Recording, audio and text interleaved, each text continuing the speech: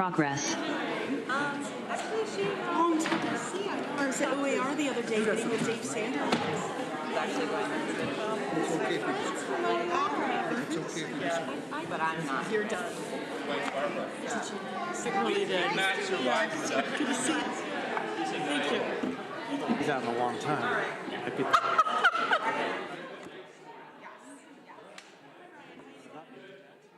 These are the angry townspeople. I don't remember these. Well, I barely used them. I was sitting on that side. Plus, the pandemic came along. Hey, Martha, how you doing? I'm not sure. Oh, yes, clearly. Ah. I do. I mean, women have the rolling thing. So Right. It's sexist, Dan. Are these flames? yes, it's a torch. Pitchforks, sides, and Roman. I'll take the side one. kids are connected. I tried to do the side once. I'm going to mute the link. Yes, I tried to. But I asked her about homelessness and what's going on. Good afternoon. Doubled since last year. So she sent me. Good afternoon. I don't think it's on.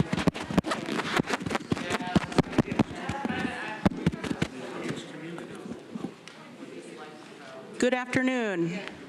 Okay, I think we're on. I would like to open the public hearing for consideration of local law number A of 2023, a local law authorizing section 466-A of the New York State Real Property Tax Law, a property tax exemption to volunteer firefighters and volunteer ambulance workers. If you are interested in speaking on behalf of this local law, please fill out one of our blue forms, and you could bring it to the front. Right now, public comment is just for the local law, and I believe we have one blue card.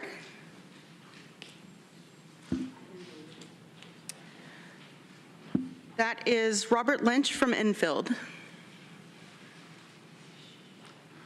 Good evening. Robert Lynch, councilperson, town of Enfield. I want to thank you for considering this local law. I know it's been a long journey. I was here almost a year ago.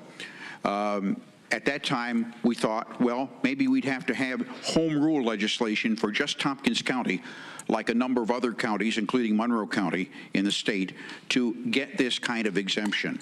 As it was, Albany did us a favor. The state legislature unanimously adopted a law, a resolution, changed the law, the statute, to allow these exemptions, a 10% reduction in assessment for a resident who is a member of a volunteer fire company or ambulance corps who is serving in his or her community. And it's good. I'm glad your legislature is considering embracing this particular exemption. Our Enfield Town Board will hold a similar public hearing and hopefully similarly approve such a exemption for Enfield town taxes tomorrow night. So I hope you do it. I hope you adopt this local law. It will do some good. Volunteer retention and recruitment is a very important need of fire companies in our rural communities. I know the Enfield Volunteer Fire Company needs more volunteers, and this will help. It may help only on the margins.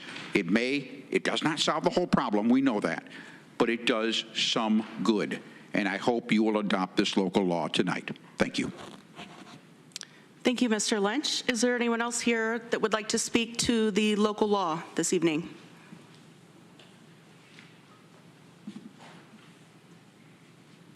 Okay, I would like to close the public hearing. Now, I would like to call the meeting to order. Tuesday, February 7th, 2023, and it's 5:34. If you could please stand for the Pledge of Allegiance of the flag. Pledge allegiance to the flag of the United States of America and to the republic for which it stands, one nation, under God, indivisible, with liberty and justice for all. Thank you very much. I'd like to have a roll call of members, please. Travis Brooks.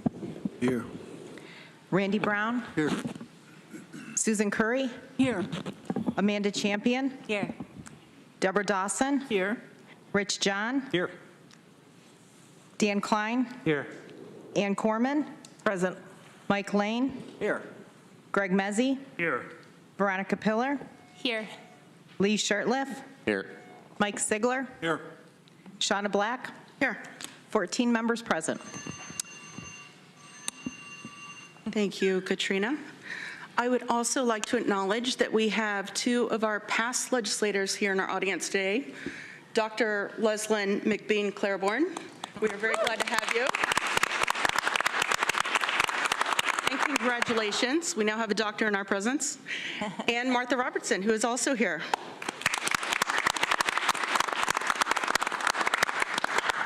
And I believe Carol Schuck might be here as well. She's on Zoom. She is visiting via Zoom, so thank you for joining, Carol.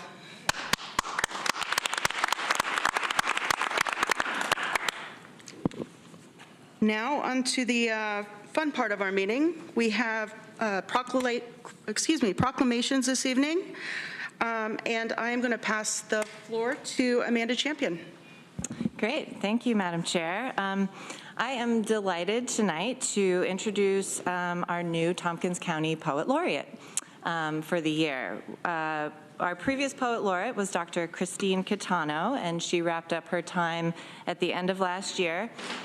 Through the Community Arts Partnership, folks could nominate others that they felt would fill this role well, and we had quite a few great applicants, and I was very pleased and honored to be able to participate in the discussion and help choose our new Poet Laureate. So I'm excited to introduce to you all Janie Bibby. Janie has been a resident of Tompkins County for 50 years.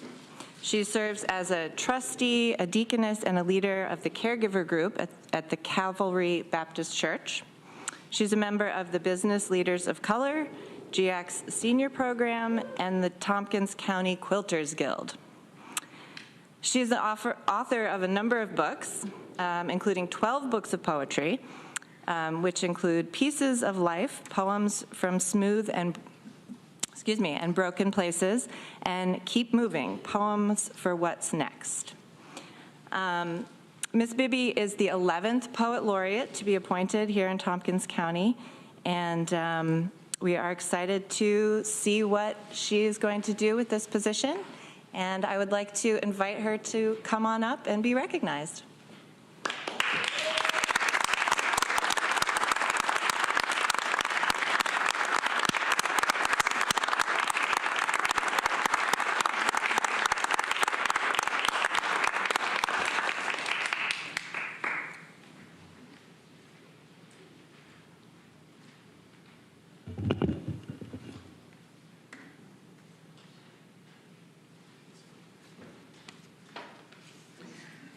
Good evening. Evening. And thank you. Thank you to the Community Arts Partnership and Selection Committee and members of the Tompkins County Legislature for this opportunity. In 2018, Mrs. Barbara Wintrobel and several other people told me I would write books. Having never done that before, I listened, but had difficulty believing that would ever happen.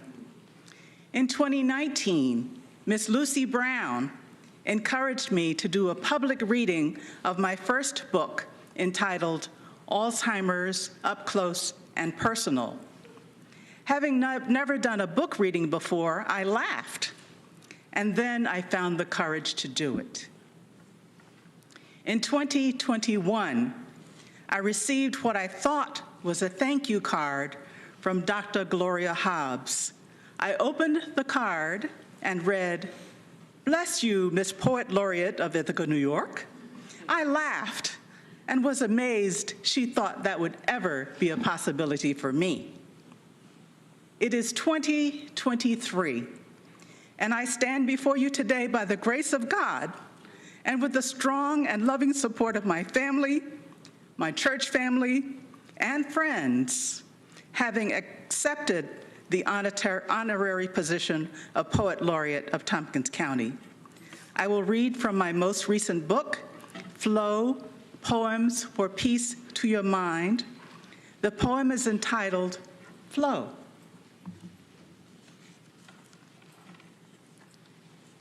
Flow. When things go and you don't know where the end will be, let them flow. When joy bubbles up and overflows your cup, let it flow. Peace can be so deep and wide, it seeps and spreads outside. Let peace be your guide, let it flow. Flow like water on a rainy day. Flow like leaves in the wind. Float like feathers drifting to the ground, slowly, gently, dancing down. You do not have to understand why or where or when flow will start and flow will end. Let it be what it will. Flow will float on and then off it will go, leaving you with memories of how it felt to be surrounded by something that came down from the sky to you. Thank you.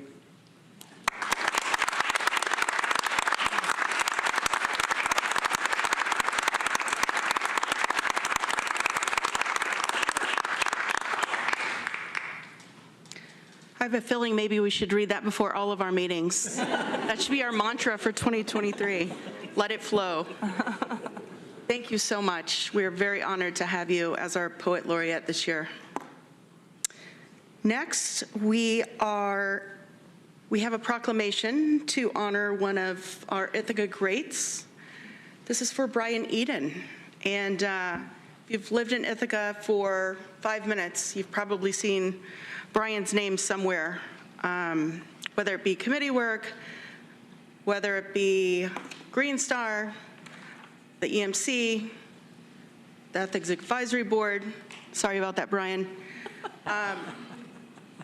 We thank you for your dedication and your hard work and your commitment to our county. I would like to read a proclamation. I would like to thank Ann Corman as well for working really hard on this.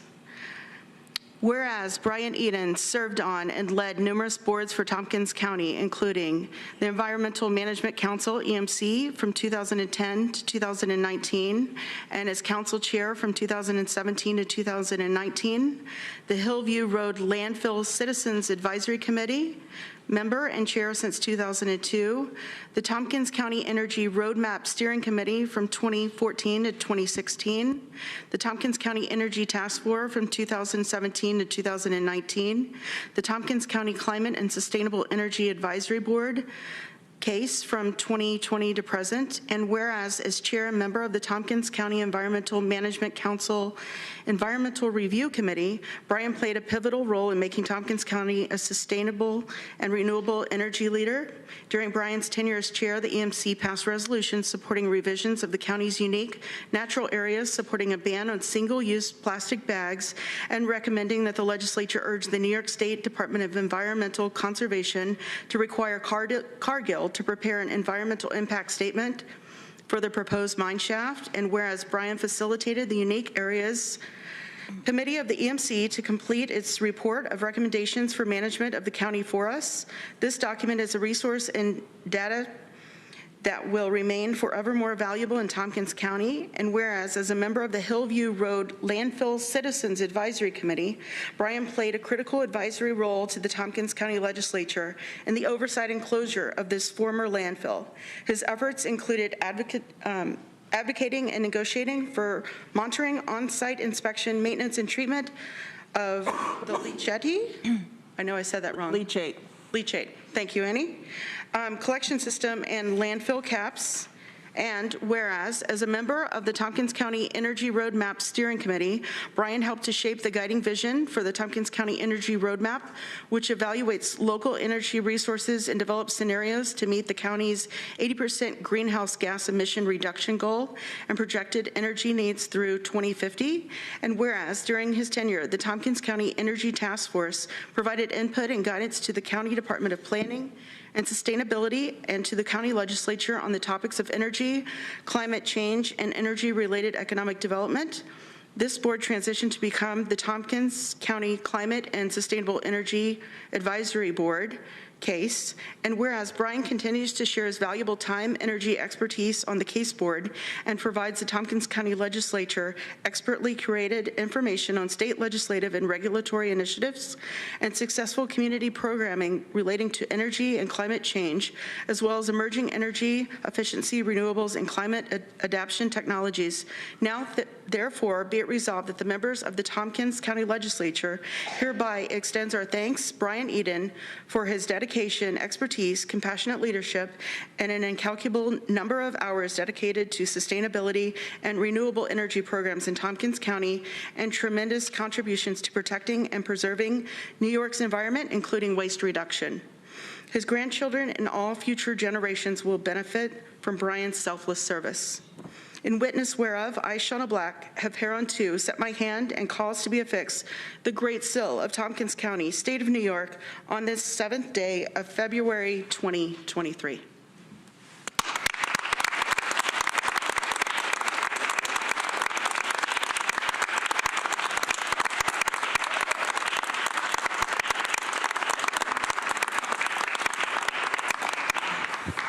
Well, looking around the room, I see you have a very long meeting tonight. I will dispense with a long list of people that I should thank here, and I'll have to do that individually or at the next occasion like this. But I want to, I'm humbled by the attention, and I want to share some of this attention with the more than 50 advisory committees, the nearly 50 advisory committees that Tompkins County has, and the probably in the hundreds of members, and because you're the visible site of democracy in this community, but all these people make that democracy robust with their special talents and resources and skill sets. And I would like to thank the support staff here over the years. Have very good relations with them. They've been very supportive. Kathy Covert, the recently retired legislative clerk, was unfailingly polite, helpful, and I really will miss her. I love Katrina. She'll fill in great, and I'm looking forward to working with her. And the last thing, if you want to honor an advisory board that works in anonymity, just think of the Ethics Advisory Board, and please read our report. That'll show that you're interested in what the advisory committees do for you. And thank you very much for this award. Thank you.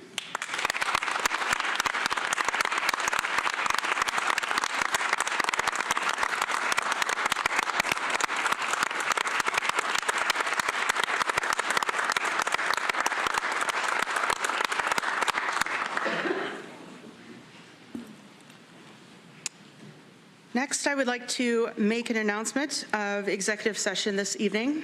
We have 3 different topics. Number 1 is executive session for collective bargaining regarding contract negotiations. Number 2 is a personnel issue about a particular person. Number 3 is to enter into executive session for discussions regarding proposed, pending, or current litigation and general discussions with our attorney. Next, we will move on to privilege of the floor for public.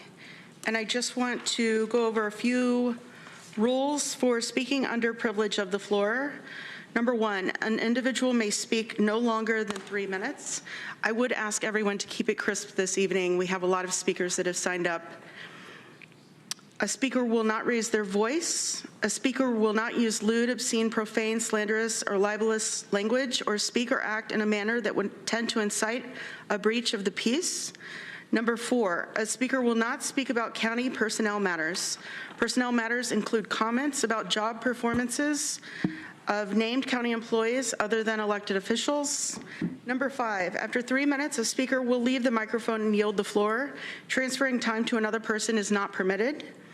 Number 6, a speaker will not cause a disruption, and if asked to leave, will leave the chambers.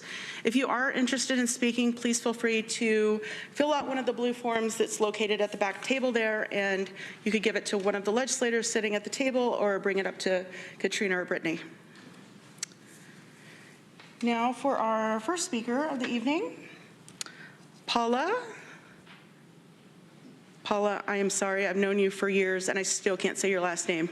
It's a tough one. Ioannide, thank you. Thank you.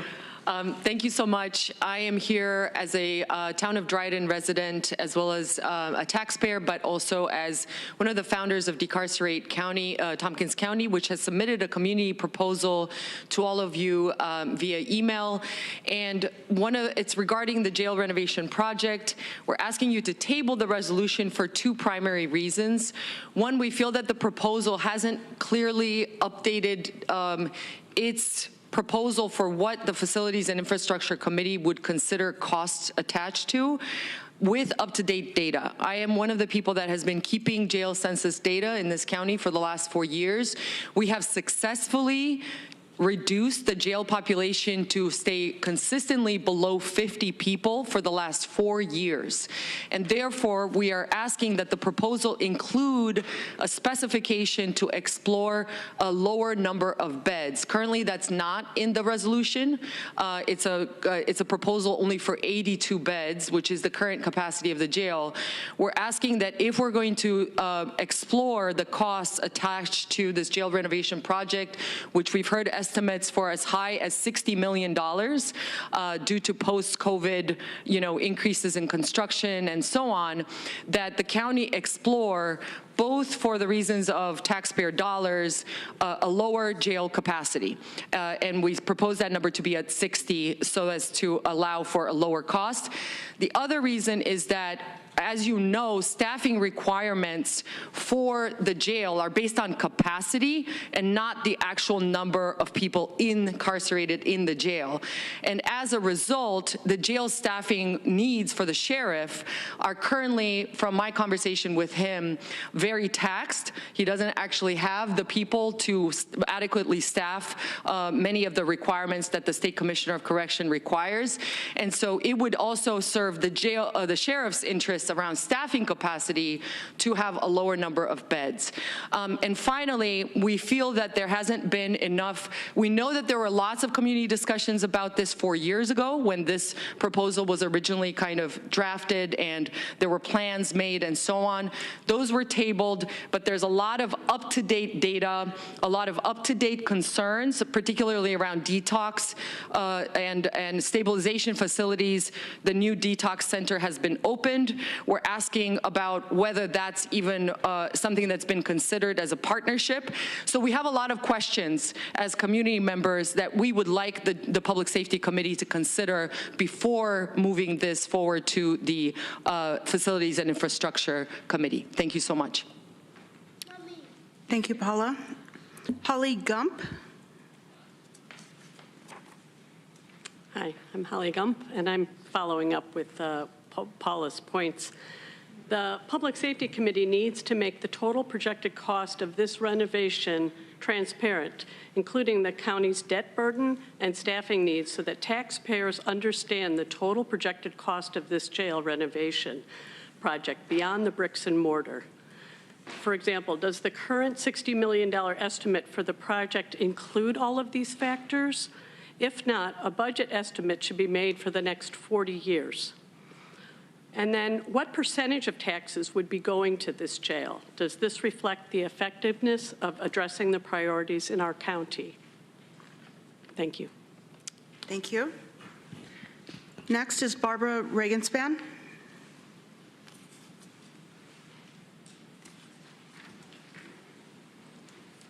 Hi, I want to briefly thank the legislators for your service. It's the kind of continuous, sometimes grueling work that I'm not capable of doing, and I'm grateful to you.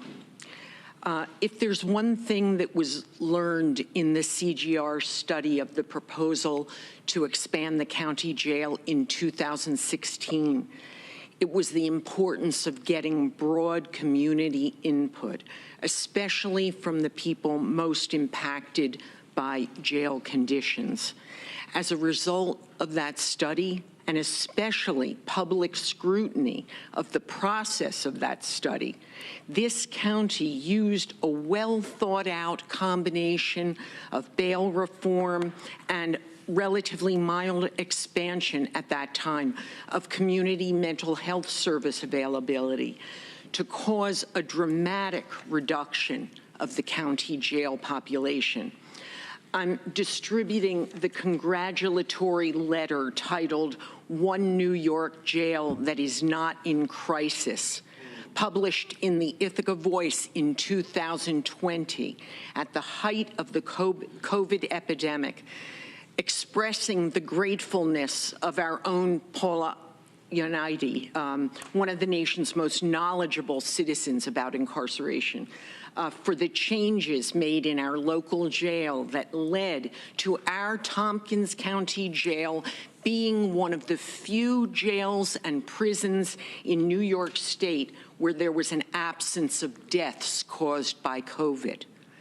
So then, what kind of mistaken thinking created this exaggerated suggestion of a need for an 82-bed facility now when our jail population has been continuously under 50 since the results of that 2016 study were compiled and some of its best suggestions successfully implemented?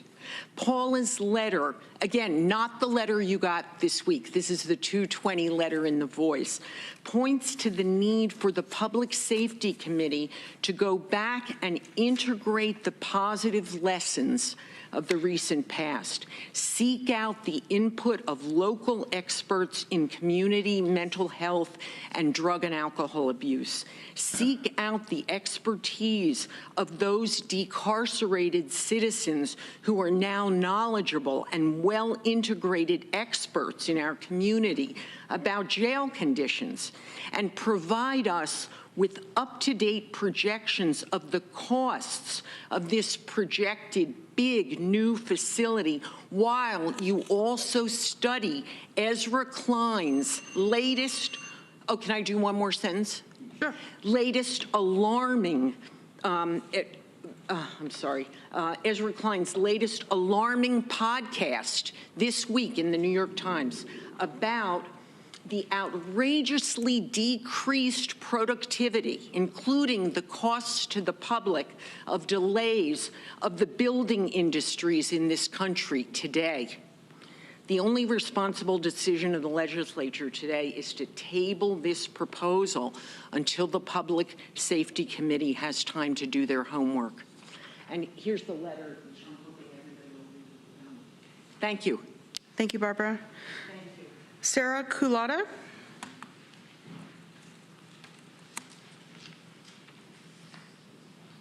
Good evening. I am here going back a few minutes earlier in the meeting to thank Brian Eden. Sarah Culotta, resident of the town of Ithaca. I chair the Advisory Board on Climate and Sustainable Energy, which serves at your pleasure, and first time to be face-to-face with many of you since actually we were appointed in early 2020, so want to invite everybody personally to connect with us, let us know your concerns. And I just want to lift up Brian. I mean, the language in the proclamation is like the tip of the iceberg. I learned things about him I didn't know, and there's a lot of things that I actively participate with Brian on that couldn't be named or we'd be here all night. So he is a person who combines the ability to see the big picture and identify what key issues and priorities are, and then to dive down into a lot of detail.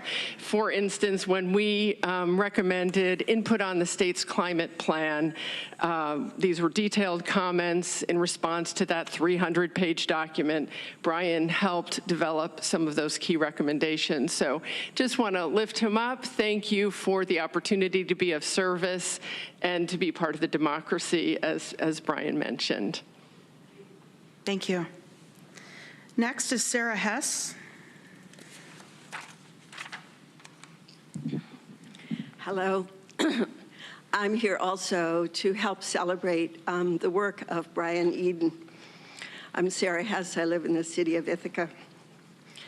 I want to say how lucky we are and how lucky I am personally to have him on our side, on the side of protecting the environment, on the side of justice, and on the side of solutions. For those of you who may not know Brian, he's a bit of a paradox.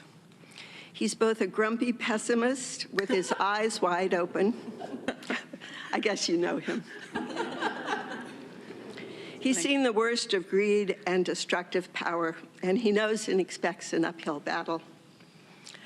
And he's also a relentless optimist, incredibly hardworking, sure that if he calls the right people, explains the path forward, makes the case, finds more money, pulls in political power, he can make things better. And he has. Thank you, Brian.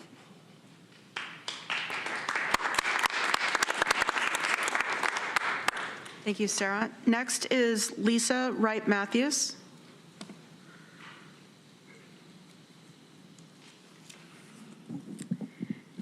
Good afternoon. My name is Lisa Wright-Matthews. I live on North Applegate Road in Enfield. I grew up on a dairy farm in Cayuga County, and I empathize with the operations required to run a dairy farm. But I'm here today because my neighbors and I have been dealing with an unannounced, sudden, large number of what appear to be liquid manure tanker trucks swiftly coming down our residential country roads and then depositing on neighboring fields. There have been about 20 per day going down my road, North Applegate, as far as I can estimate. From what I have seen, this activity has been continuously going on for the past several weeks, from December through January, including Saturdays. So my neighbors and I had not been informed by anyone, any private entity, extension educator, or any state or local governing body or person as to the onset, nature, or expected duration of this and this new to us disruptive activity. We have senior citizens who walk this road daily. We have dog walkers, joggers, and bicyclists who have been suddenly confronted by this new high volume of unexpected truck traffic. This legislature appears to be unaware of this activity, so that's why I'm here. My neighbors and I would like to know if this is a temporary situation or if this is our county's new normal, so we can plan accordingly. I've heard one neighbor was talking about selling her home because the situation has become so intolerable for her. It would be reassuring for all of us to know if this is only a temporary situation, but we are completely in the dark. I am hoping this legislature is willing to do what it can do to help ensure the future safety of its residents. One proactive measure this legislature might take is to help open channels of communication where there are none now. According to the New York State Department of Agriculture and Markets website, entitled Local Laws and Agricultural Districts, How Do They Relate? Quote, counties, towns, and villages in New York State have broad powers to enact laws to govern their own affairs. However, state laws impose certain restrictions on local government authority. One such restriction is found in Section 305A of the Agriculture and Markets Law, which contains the following mandate. Looks like I won't have time for it. Please look it up. I'm going to end this on, I'm not attributing bad motives to any entity here, but I do know that when people don't speak up about a problem, nobody sees there's a problem, so nothing changes. Thank you. Thank you very much. Also, I did want to let people in the crowd know that we are going to move the resolution regarding the we're going to move that up after the report from municipal officials so that we can have the debate while everyone is still here and not at 9:30 whenever everyone's in bed. Not us, of course. So let's go ahead and continue on with public comment. Amanda Kirch-Gessner.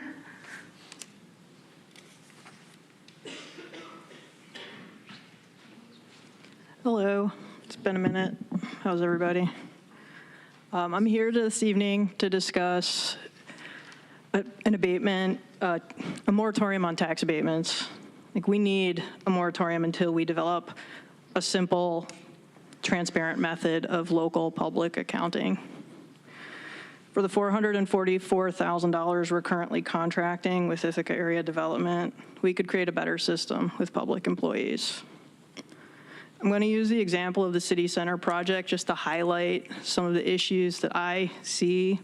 I'm an intelligent person, and the fact that I can't understand what's going on, maybe you can help me understand what's going on, but I know it's on your agenda later, and you could simply stall tonight by not seating the IDA. In 2017, City Center was approved. It was assumed that it would be worth $24 million upon its completion. On March 16th of 2021, it sold for $75 million. The IDA had to approve that. And at that point, that project showed almost $25 million in increased value. And I have to say, I've looked up the assessment. In 2021, it was assessed for $38.2 million, which is weird because it sold for $75 million that year. And in 2022, $42 million. Where's the missing $33 million, folks? And why aren't we getting any type of income from it, especially during peak COVID? Makes no sense whatsoever. The only access that I have as a member of the public is PARIS. It's Public Authorities Reporting System. According to the end of year reporting from 2021, we received a total of $62,000 from that project. About $11,000 went to the county, $21,000 went to the city, and almost $30,000 went to Ithaca City School District, which is great, except for when you look at the fact that they had a net exemption of $1.2 million, and that's based on the $24 million assessment. Or sorry, it's not even based on the $24 million assessment.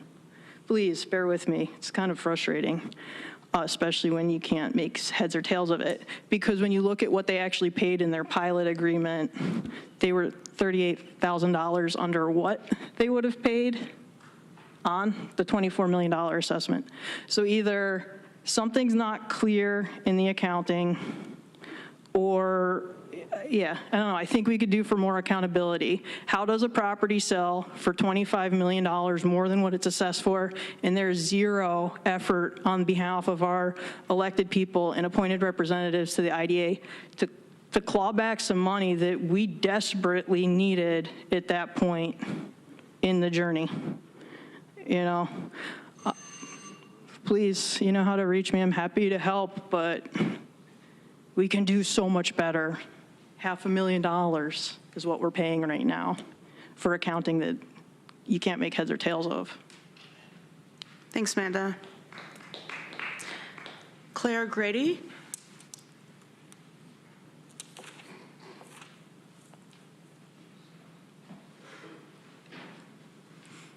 Hello. Hi. I'm glad to have Zoom during COVID, and I'm glad to be here in person. There's something about being in person with our eyes and our ears and our hearts. So I'm glad to be here with that, with all those dimensions. I want to join others in acknowledging the work that this legislature has done, and the DA's office and the sheriff, for the ways that they have done their part in responding to the grassroots campaign to decarcerate Tompkins County. Tompkins County, as already has been said, stands out as a model for bringing jail population numbers down. As a result of the decarceration campaigns and your work, the numbers of people incarcerated in the Tompkins County Jail at the beginning of COVID was 29. I remember, a shout out to Rich John. I remember emailing you and saying thank you when we were desperate to get as many people out as possible as fast as we could. And the projection was to get it down to 23. And there was just this sense of accountability that I was especially grateful for. I echo the refrain that we bring here this evening, that we're asking for this pause right now. We're asking for a pause so that we can include more voices and more experience. Even if everyone here is doing their best as public servants, it is essential that we give more time to include more voices and perspectives in this process, especially those most impacted by incarceration and those who serve them. So I was given one of the points in the letter to address, and some of that's already been touched on, but the point was that staffing is currently, there's a shortage of staffing at the jail right now, and so there was this idea that a smaller, less costly facility would potentially alleviate staffing burdens for the sheriff's department or allow the sheriff greater flexibility in allocating personnel as needed. Less need for corrections officers could provide an opportunity for the sheriff to hire and work with personnel that can support those who are incarcerated to gain the skills and resources to have more stable, sustainable, and satisfying lives and prevent recidivism. Thank you. Thank you, Claire. Next, I have Celie Gladstein, and I might not have said that name right. I apologize. That's okay. It's CL. Thanks. Okay, thank you. I'm also speaking on the jail expansion as part of Paula's letter. So before developing expensive plans for the architectural renovations, the legislature needs to create a plan of accountability to ensure that the proposed allocations for services and community space for those who are incarcerated are implemented. So the proposed renovations report identifies rooms to be used for classrooms, 12-step meetings, a library, and lawyer meeting rooms. The current Public Safety Committee report mentions that space had been dedicated for some of these needs previously, but were repurposed. What administrative mechanisms would be available to prevent repurposing of community space from happening in the future? How will the legislature hold the jail accountable for proposed allocations for services for those who are incarcerated? Thanks. Thank you. Next is Josephine Cardamon. Hi, everybody. I'm Joey Cardamone, and I also want to second everybody that is expressing our appreciation for all the hard work you do. I haven't seen a lot of you in a while, and in the interim, I got old. I don't know. I'm sort of confused. We all did. So I have to admit, I really didn't know about this proposal until very recently, and it matters because it concerns the jail. It's not a bridge in Enfield or something. It's human beings, a part of our community, are going to be locked up in the jail. So everybody needs to really be informed and care. I'm not sure if you guys are all aware, but your former colleague, Anna Kellis, was here last week. She's in the state assembly right now. And she brought two representatives of the Vera Institute, which studies issues of incarceration and attempts to lower how many people we have in prison, which is more than any other country at any other time in history. So they came to talk about the recent spike in crime that seems to be talked about in the media quite a bit, and with, unfortunately, a very misguided and false understanding of what's causing the spike, like reforms we've all worked on for many years, like parole reform. That is not causing the spike in crime. So these guys were talking to us about what they have found with all their research does reduce crime and make us all safer. And guess what? It's not more police or prison cells. It's actually taking care of each other. So if someone in our community needs help with mental health issues or housing or job, if we take care of them, our community is safer. Crime is reduced. And I'm sorry that some people say to me, oh, you're coddling the bad guys. No, this is taking care of us. If crime is reduced, it means you're not going to be mugged on the way to the store, or your business is not going to be ripped off in the middle of the night. So taking care of our community is how we take care of all of us.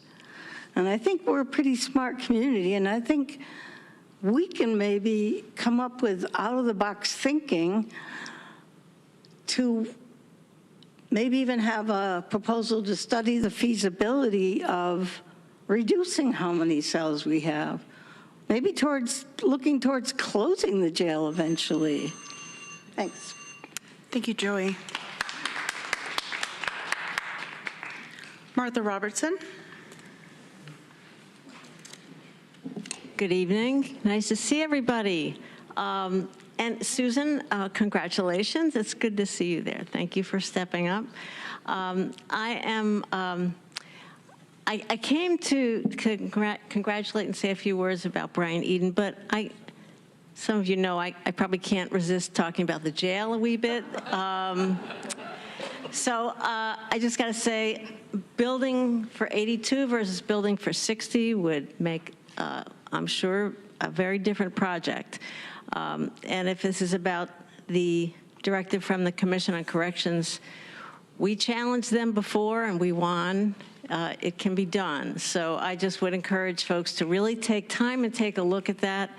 If you're really if you're gonna build for 82, then you're gonna be stuck staffing for 82, and those are good points. Now to Brian, dear friend. A lot is in the resolution, in the proclamation, but as Sarah said, many things aside from that, I've had direct experience with Brian on projects where he's really shown just leadership, perseverance, stick-to-itiveness, and really gotten results. Lately, the project for the Northside Apartments that were funded by the Housing Authority, were funded by the Community Housing Development Fund to go ahead with gas systems. And Brian got a hold of Lenny Skrill's phone number at New York State Housing and HCR, and wouldn't let it go, dog with a bone.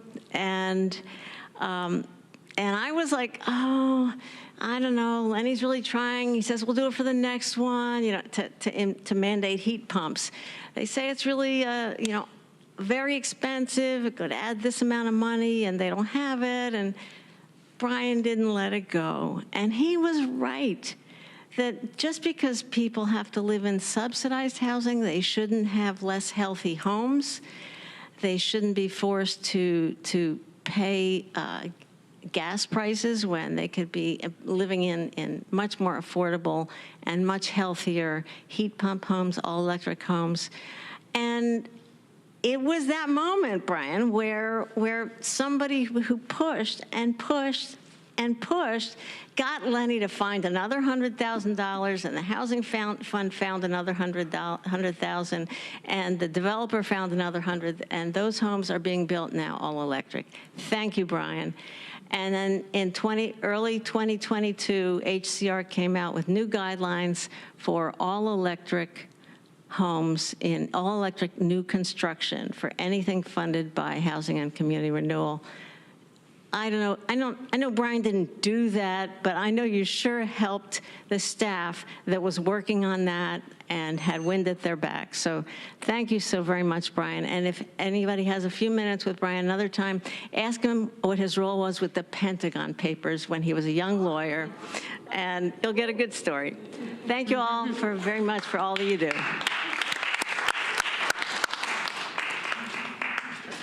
Thank you, Martha. Next is Ruth Yarrow.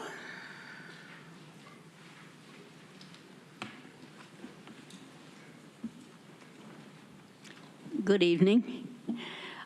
I'm here to echo what Barbara and Paula and Holly and Josephine and Martha and Claire have said about tabling the resolution.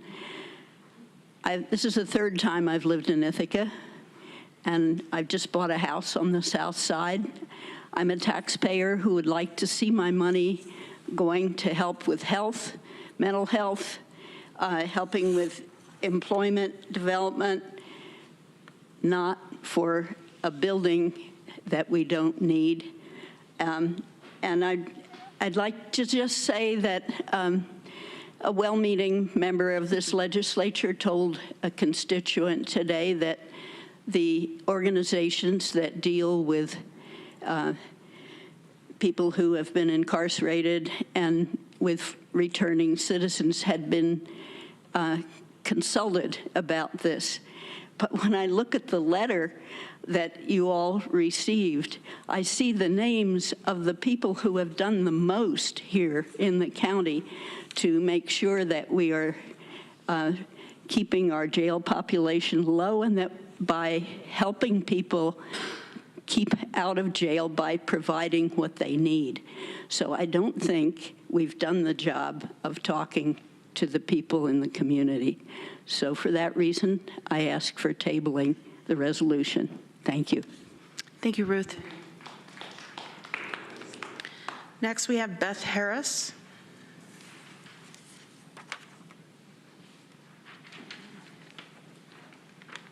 Okay.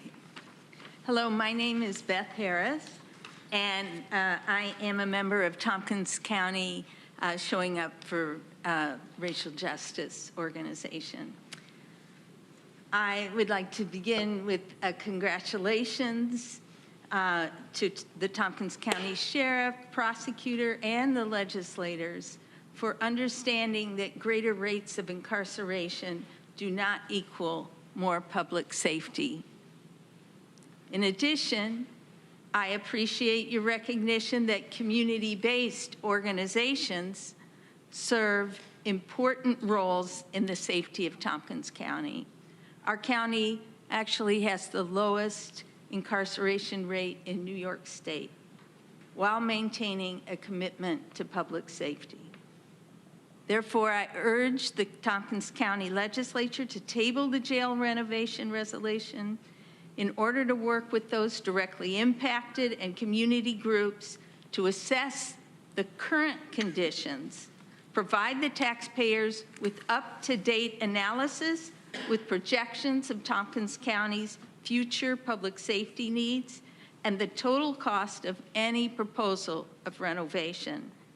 Without this preparation, Tompkins County is likely to spend $100,000 to create a plan that could lead to an investment in a huge expenditure for the county without an increase in public safety. We need a specific plan and timeline to address the following issues. First, how should nearly 50% reduction in the jail population during the last 4 years influence decisions about the number of beds needed in the future? Second, how could community-based organizations play a more significant role, an effective role, in Tompkins County's public safety strategies? Tompkins County has been a champion for alternatives to incarceration and decriminalization practices. How would authorizing the feasibility of an extraordinary taxpayer investment in the infrastructure of incarceration impact our county's policies and budget? How could increased county investments in programs and services addressing mental health, public health, and employment assistance enhance our public safety plan? As was mentioned, in 2016, there was an evidence-based study that proposed solutions to public safety that included no new jail. With the lowering population in the jail, why would this change? Thank you, Beth. Okay, next we do have a few people that have signed up for public comment via Zoom. And I have Alon Shapiro.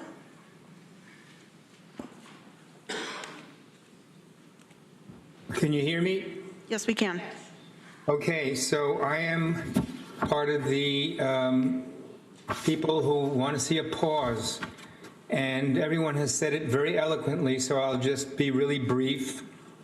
Why, when we're successful at reducing the number of people we're jailing, why do we want to spend a lot more money on services that mostly can be dealt with by improving services that have to do with harm reduction, services that have to do with housing, services that have to do with public health? All of these things really don't work with ramping up new spending. It's certainly possible to make improvements in the jail as long as we are clear that we're getting the input from the people most affected and also from people who work with the people who are most affected.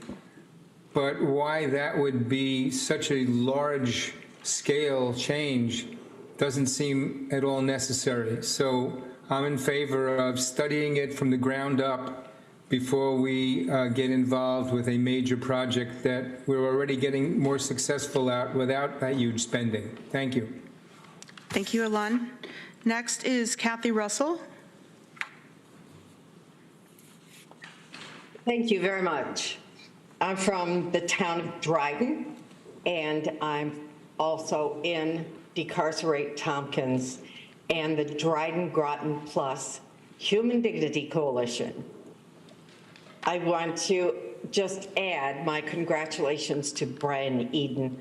I have worked with him on a number of environmental issues over the years, and it's always been an honor to work with Brian. He so deserves this award. And, you know, also I want to congratulate the legislature and the county for creating so many alternatives to incarceration. And people have mentioned our record, and it's outstanding. We can do better, though. We can do better. So I am also, with others, asking that the resolution from the Public Safety Committee be tabled.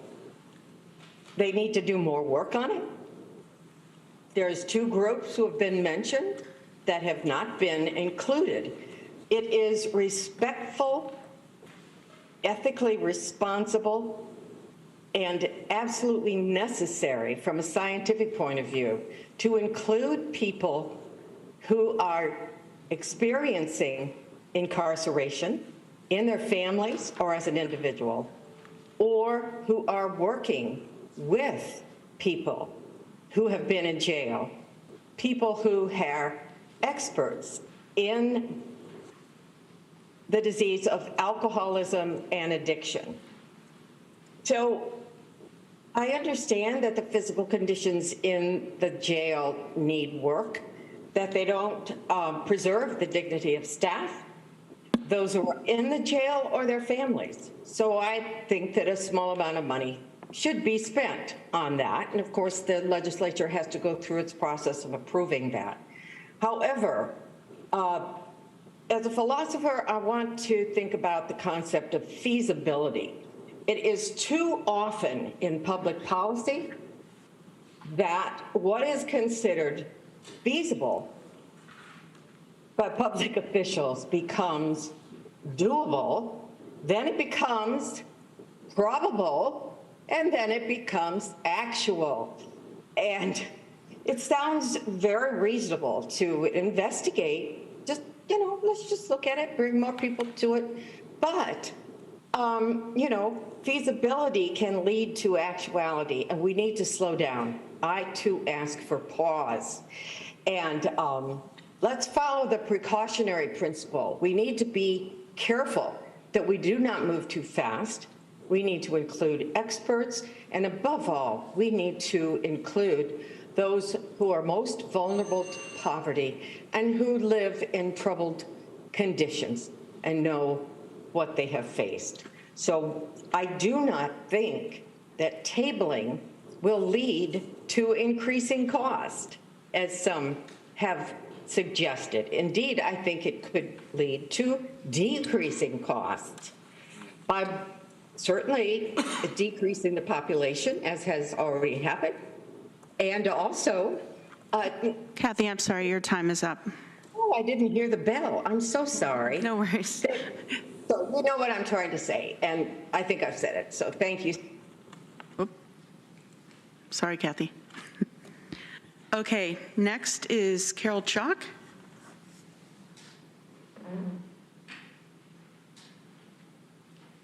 Okay, can you hear me? Sure can. Hello, Carol. Great. Hey, Great. Carol. Oh, it's so interesting to be here. I feel a little bit like I'm in a time warp. And I did come here to speak about Brian Eden, but I do want to say I appreciate Brian is not the only one who exhibits great tenacity and stick-to-itiveness about working on an issue. I appreciate all the people who've come out, and in particular, I appreciate all of those of you on the legislature, some of whom I know better than others. My name is Carol Chalk. I'm a former legislator, 2007, the end of the year, 2008 through 2017. But my relationship with Brian goes back to the 1970s. I can't remember if I was in college still or just past college. So I'm still working with Brian. In fact, I get email, probably got 3 emails from him today about things that I should be doing that he's working on and I'm not doing enough on. I first met Brian through his wife, Barbara Berger Eden. And I can tell you that the commitment to the community runs in the family. That list of activities that the EMC put together is really the tip of the iceberg. But I think the thing that I most want to say about Brian and most appreciate about Brian is his perspicacity, his steady insight into what to focus on to move the needle forward, and his shrewdness in identifying the issues in our community, and then his ability to just stick to it. I looked it up. Stick-to-itiveness is an actual word in the dictionary. Perseverance.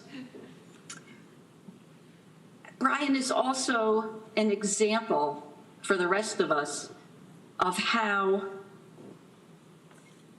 you don't have to start out as an expert in a field to learn something about it, to think about what the main issue is, and to just work on it, to steadily work on it until you get something done. And we could all take a page of that book. And I just appreciate, Brian, that you're still there. And I will now go and deal with some of those emails you've sent. Thanks for the time to speak. Thank you, Carol. Very nice to see you. Next is Kate Darfler, and Kate is our EMC chair.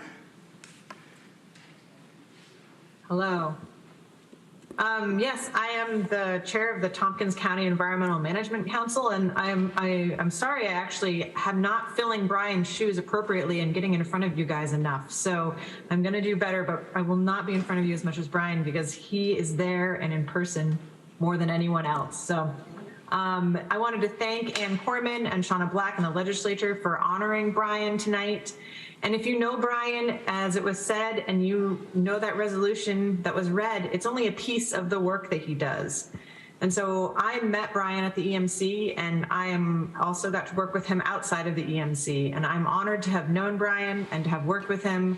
And we are all better for the commitment Brian has made to our lake, our energy infrastructure, and our environment. So thank you, Brian. Thank you, Kate. Next, we have our very own Megan McDonald, who would like to speak on privilege of the floor?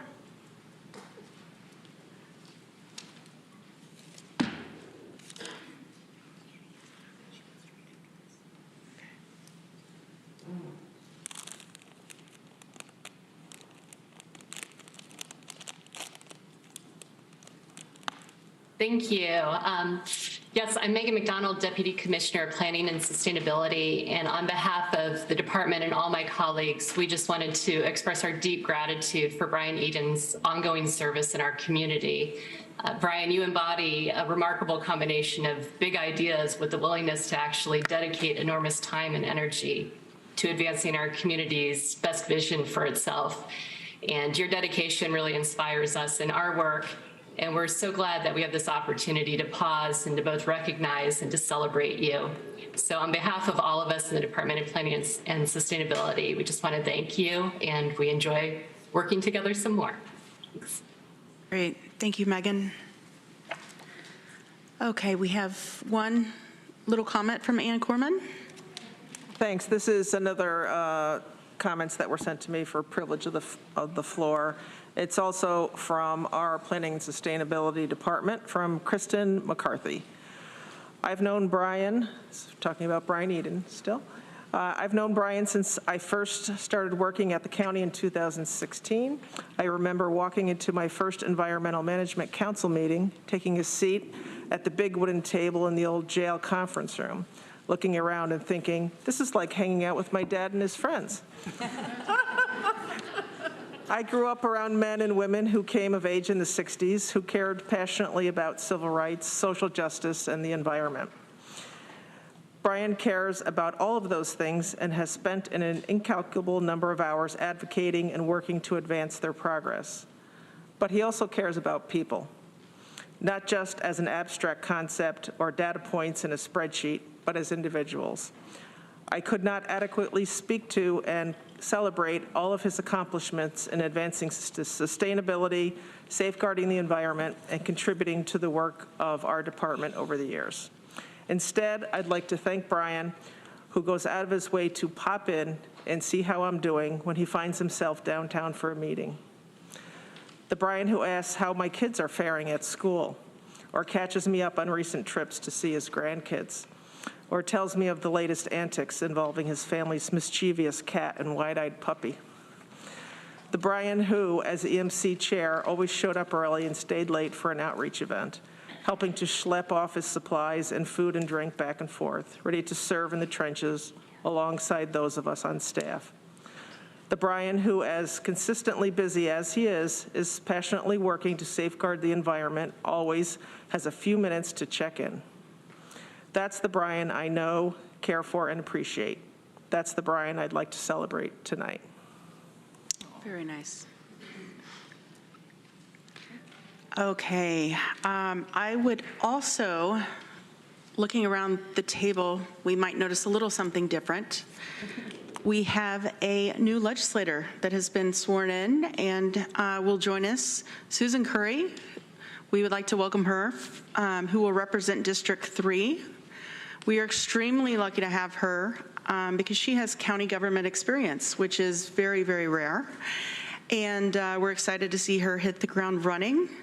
We want to welcome you to the family, Susan.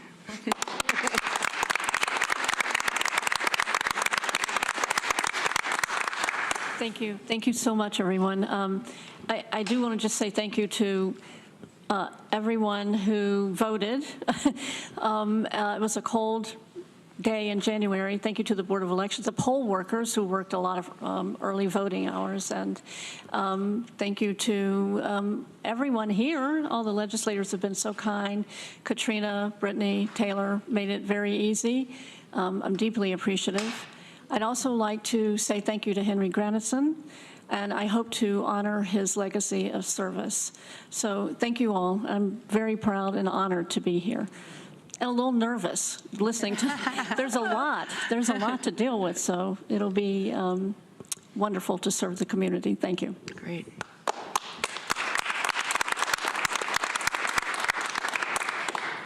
Okay, so we are going to move on to municipal officials, and I see George McGonigal is here. I don't know if Robert Lynch is still here in the corner. I think he might have left. George, would you like to start us off? And then we will move right to the public safety resolution.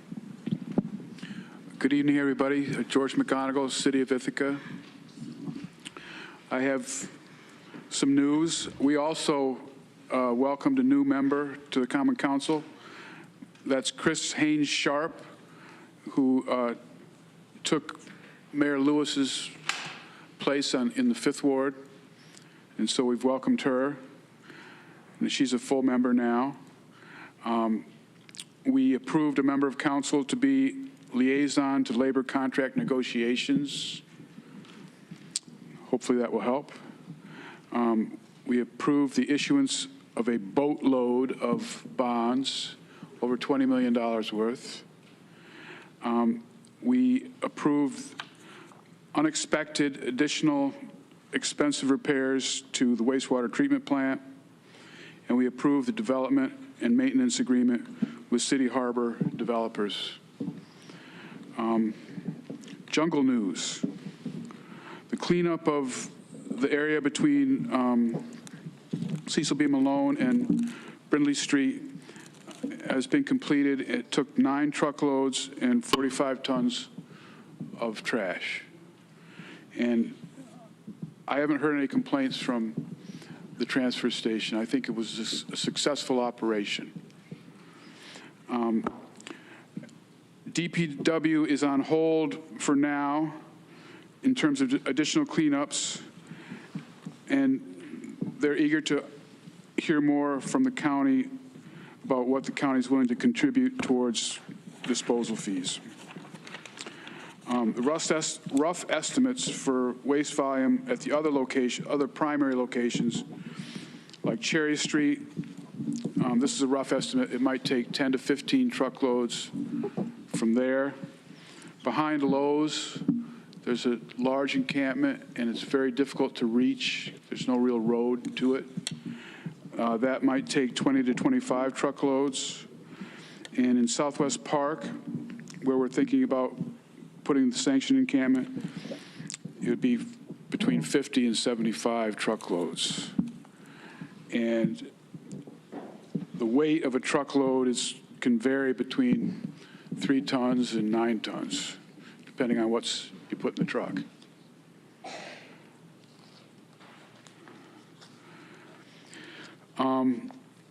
The homeless working group that we have in the city will be meeting Thursday, and they'll hopefully have more direction about where we go from there then.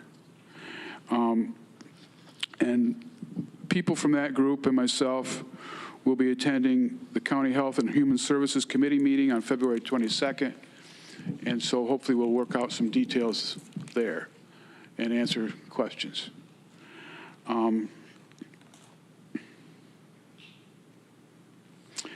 Finally, the Public Safety Reimagining Special Committee is working on their final report, and that should be done soon.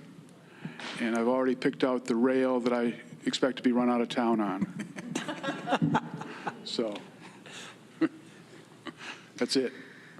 Okay. Any questions for George? Mike Sigler? Hi, George. I was just wondering about the wastewater treatment plant. I mean, what kind of bill was that? And was there any state or federal money for that? Or? I'm sorry, I couldn't hear. The wastewater treatment. Just how much did that cost, the wastewater treatment that you had to put some money into it? And was there any state or federal money for that? I don't think there's state and federal money for it. A few months ago,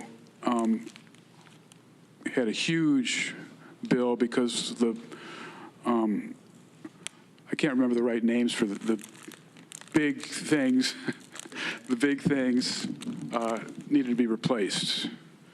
And this is a much smaller amount. I think it's $100,000 or $200,000, but it was unexpected on top of the other expenses.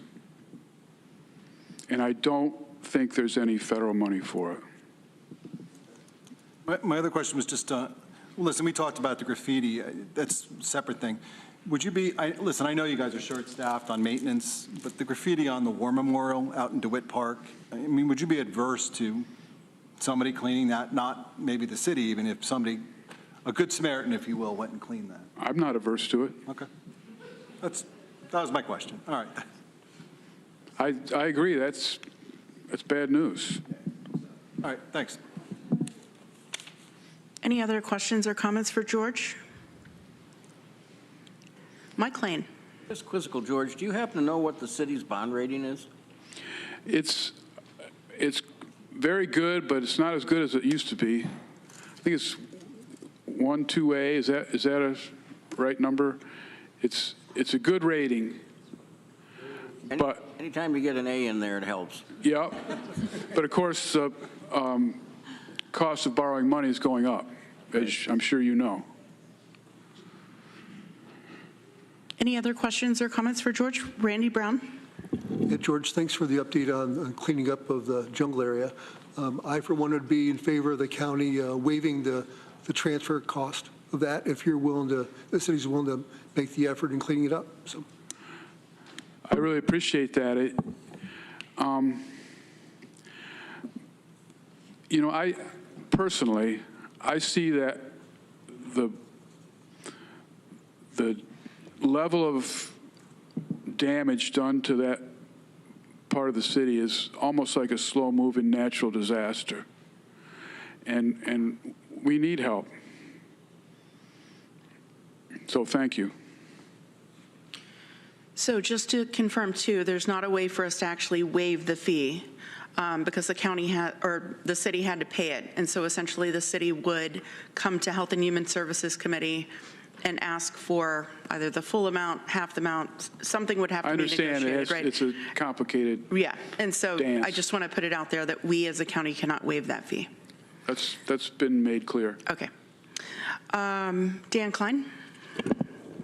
George, I keep reading about the city got $1 million towards homelessness initiatives, but I haven't taken my own initiative to find out more about what that means. Is there anything you can tell us about that? I don't know the full story, but I do know that the parameters of it make it so we can't use it for a sanctioned encampment. It can't be used for an encampment. It has to be used for housing. And did the money go to the city, to the city of Ithaca? Is there an intermediary or? I don't know the answer to that question. I'll find out. Thank you. Any other questions or comments? Okay, George, we were pretty nice to you this evening. Yeah, you were. Thanks for coming. Thank you. Okay, next I am going to ask Legislator Rich John to bring forth the resolution. Thank you, Sean, and I thought that was a good idea to move it up so that the people who came to speak can hear the debate on this resolution. This is a resolution in support of evaluating the feasibility of renovating the public safety building ID 11373, and I'm reading from the version that came out of your red folder. And I would move it, and I'd like to speak to it. Can I have a seconder, please? Seconded by Mike Sigler. It certainly is a touch point in our community, any discussion of the jail, and it's understandable because the jail serves as a real symbol of the public safety system as a whole. But I would like to really stress that the jail is one element of a much larger public safety system. And frankly, if you look at what we've done here in our community with our public safety system, I think there's some things to be very proud of. Not perfect, and I'm certainly not saying we have arrived at where we fully want to be, but we have done some very good things, and I think some of the speakers recognize that, saying that we do have, I believe, the lowest incarceration rate in New York State and perhaps one of the lowest in the whole country. And that didn't happen by accident. Again, it is a public safety system, and I'd like to give due credit to the people sitting around this table, but we are only one piece of that, that it is tremendous staff work.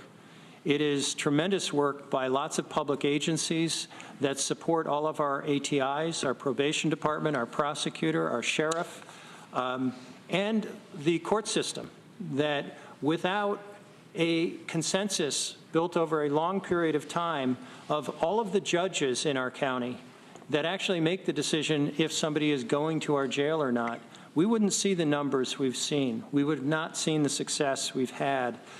And I think it's really important to keep that all in context. This resolution is saying we need more information. It is certainly built on a very long period of study by the Public Safety Committee, because we began this before the pandemic. We were actually proceeding along at a reasonable pace when the pandemic hit, and we just put it all aside. In that time, we've seen further deterioration in our jail structure, in the building itself. Although, as people have noted, we have done really good things with our jail population in that time and maintained that over the last 4 years. And we should be credited for that. But the building itself, the structure, has not done better in that time. In fact, it's done worse. And I would also mention that the resolution is talking about the whole public safety building. One of the things that has changed in the last 4 years is that we have made a significant commitment to reimagining public safety. And our sheriff is here with us this evening. He has proposed changes in the sheriff's department that I believe have been really important. They haven't gotten the media attention other parts of reimagining public safety have received, but we've done some very good things in our public safety side, the road patrol side, and our civil side to provide far more civilian response. And in fact, we funded in our budget this year a combined deputy and mental health professional going out on patrols, specifically to address people with mental health crisis. We have also expanded other elements of our sheriff's department to accommodate reimagining public safety. And it all takes space, and they're out of space. So this resolution is not just talking about the jail, but our larger public safety building within our public safety system. I believe it is time to look at the jail in terms of a larger construction project. We've done some patchwork on it to try to maintain it and continue it running, but really we're not addressing the problem.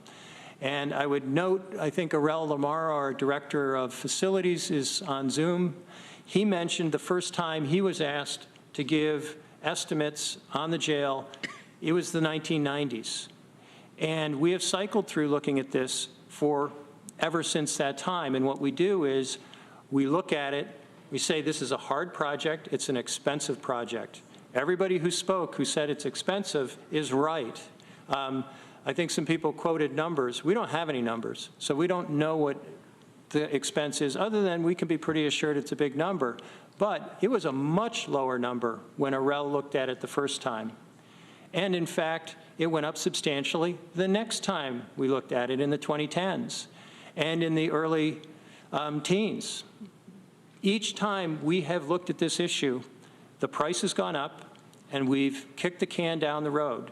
And what the Public Safety Committee arrived at as a consensus was we just really need to make a decision that the condition of the jail is not in keeping with how we hold ourselves as wanting our public safety system to operate. It is not commensurate with the other parts of what we're doing in our community. And if we wait, we're going to spend more. That seems to be a pretty consistent pattern that has developed since the 1990s. And if we don't act, yeah, that price will be even higher. I would like to assure members of the public that we can afford to do this. We have a very good bond rating. There was just a question about bond rating. We have, I believe, the highest bond rating a county can get. We have a substantial fund balance, and our amount of borrowing is quite low as a percentage of our total budget. We can afford to do this, and what we want to do is to proceed on two tracks from here. we would pass this resolution on to the Facilities and Infrastructure Committee, who concerns themselves with how we build things, to look at designs and cost and bring those estimates back to the full legislature. At the same time, the Public Safety Committee will not go away, and I make a public commitment that I would very much welcome more public input, more comment. It is important to hear from everybody on all sides of this debate to know what is the public will here. And maybe we get to the end of this and we say, let's just kick that can farther down the road. I worry about that, but maybe that's where we'll end up. But we are not cutting off debate tonight. I don't believe we should take a pause. I think we should get the information. We actually need to have a good discussion on this issue. And I just have a couple other comments I'd like to make. We certainly could have a discussion about the number of beds. All right, 82 isn't a magic number, but it is the number that New York State has approved. So if we stay at 82, we're almost certainly not going to have problem with getting New York State approval. And when you look at costs of jail, all right, the marginal cost of adding a few beds isn't really where the cost is. It is building the structure as a total operating system. You do not want to build your jail too small. In Tompkins County, one of the things I am proudest about is that we really try not to board people out. We do it occasionally, and unfortunately, we've been boarding out because we don't have a very good system for housing women. And I don't believe that's where we want to hold ourselves out at. The real issue I think people are speaking to here today is, if we build an 82-bed jail, are we going back on our commitment to alternatives to incarceration, to maintaining the lowest population we can safely hold in our jail? And I think that is more a question of political will than the number of beds in the jail. We have 82 right now. We're not using them. I don't see us suddenly saying, let's use every bed. And I would remind everybody, it's somewhat technical and in the weeds, but we also have issues of classification, that even though you say we have 82 beds, you can't use them all, because you have to separate men from women, you have to separate people with mental health issues, you have certain people that just can't be around other inmates, and so you never hit 82. It is some number lower than that, depending on circumstances. And I would say I just checked our jail numbers today. We're at 58 with 5 board outs, which is quite a bit higher than we have been in the past. That's an unfortunate number, and I'd sure like to understand if that's trending or if it's just a bump. But I would not like to be sending some of those people to another county. I don't believe that's what we should be doing. Then I think I've really pretty much said everything I wanted to say. But except to finish it saying our jail should reflect our professed values. And I'm, again, very proud that we have taken a progressive stance on this. We have really tried to do something very different from our neighbors in our criminal justice system here. And building a better jail with all the functionality that we've talked about, I don't believe is inconsistent with those values. Thank you. Thank you, Rich. I have Travis Brooks, Greg Mezzi, Mike Sigler, and Ann Corman. So it seems like we have like a good problem. There's a bunch of folks from the county and from the community that want to do the right thing. The question is, I'm doing my best. I've been sick the last week, so my voice is kind of gone. Is this better? Yes. All right. So it seems like we might have a good problem. We have folks that want to do the right thing. Pull your mic up. We have folks that want to do the right thing from both the county and the community. I think this needs to go to F&I. But I hear what the community is saying, and they're saying, look, we want to have some input on what this looks like. Maybe there's some ideas, maybe there's some things that could be done different. Let's have that conversation. I heard Claire, I've heard Rich say we've had that conversation in the past. But this is 2023, and we have 2023 problems, right? We used to have 80 people, 90 people in the jail when we last had this conversation. We've had this commitment to keeping people out of the jail, and we average, what, somewhere in the 40s, Rich? Yeah, we've been running low 40s to 50. Right, so it seems like we might have a different problem now. So I do want to make an amendment, and this is where I do that now? Yeah, go for it. And have it be resolved further that a task force be created for about 3 to 6 months with members of F&I, Public Safety, the Sheriff's Department, and members of the community to further evaluate the report and what needs to be done and come with recommendations from there for what F&I should be looking at. One of the things that I'm really proud of over the last year, working with this group of folks. You know what? Wait 1 second. Let's make sure that we have it correctly. You know what? Can you repeat that, Travis? No. Hold on a second. Rewind. And I was just getting ready to second it. All right. Resolve further that a task force be created for 3 to 6 months with members of F&I, Public Safety, the Sheriff's Department, and members of the community to further evaluate the PSC's report and make recommendations to a joint meeting of F&I and PSC. That's my amendment. Okay. Greg Mezzi, seconds. Rich, is that friendly? And I'm fine with that. Sure. Seconder's fine with it too, so. okay. I think we should vote on it. Yep. Let's vote on the amendment. Or actually, let's have conversation first. Sorry. Travis, would you like to tell us your thoughts on the amendment? Yeah. I think that we've done a really good job over the last year trying to get things right and working together and hearing voices, sharing those thoughts, and coming up with what really works well for the community. And I see this as an opportunity to do that once again. And you have the community that is so passionate to be involved. Let's get them involved. Let's bring them in the room. Let's have them at the table and have those conversations and come out with the best outcome for folks that end up in the jail, folks that work in the jail, folks that are coming home, the taxpayers. Why not take a few months to come out with the best outcome that everybody is good with? Okay. If we could have those that would like to speak to the amendment, please raise your hand. Greg Muzzy, then Veronica Pillar, Deb Dawson, Mike Lane. Yeah, I appreciate everybody who came out and spoke. I think that this definitely is making this resolution better. I think the amendment that Travis proposed is ideal, and I didn't view this original resolution as sort of tied to the committee report, but sort of opening the door for both committees to work together to define what's the best possible solution with continued community input. And I think that the amendment does that. And I think it's okay to take a few months, to have a few meetings, to have a few discussions, and ultimately come up with the best possible solution. I really do feel, and I hope Mike and Rich will agree, Mike Lane, that the two committees really need to work in tandem and side by side. And as a member of F&I, I look forward to a joint meeting on the topic.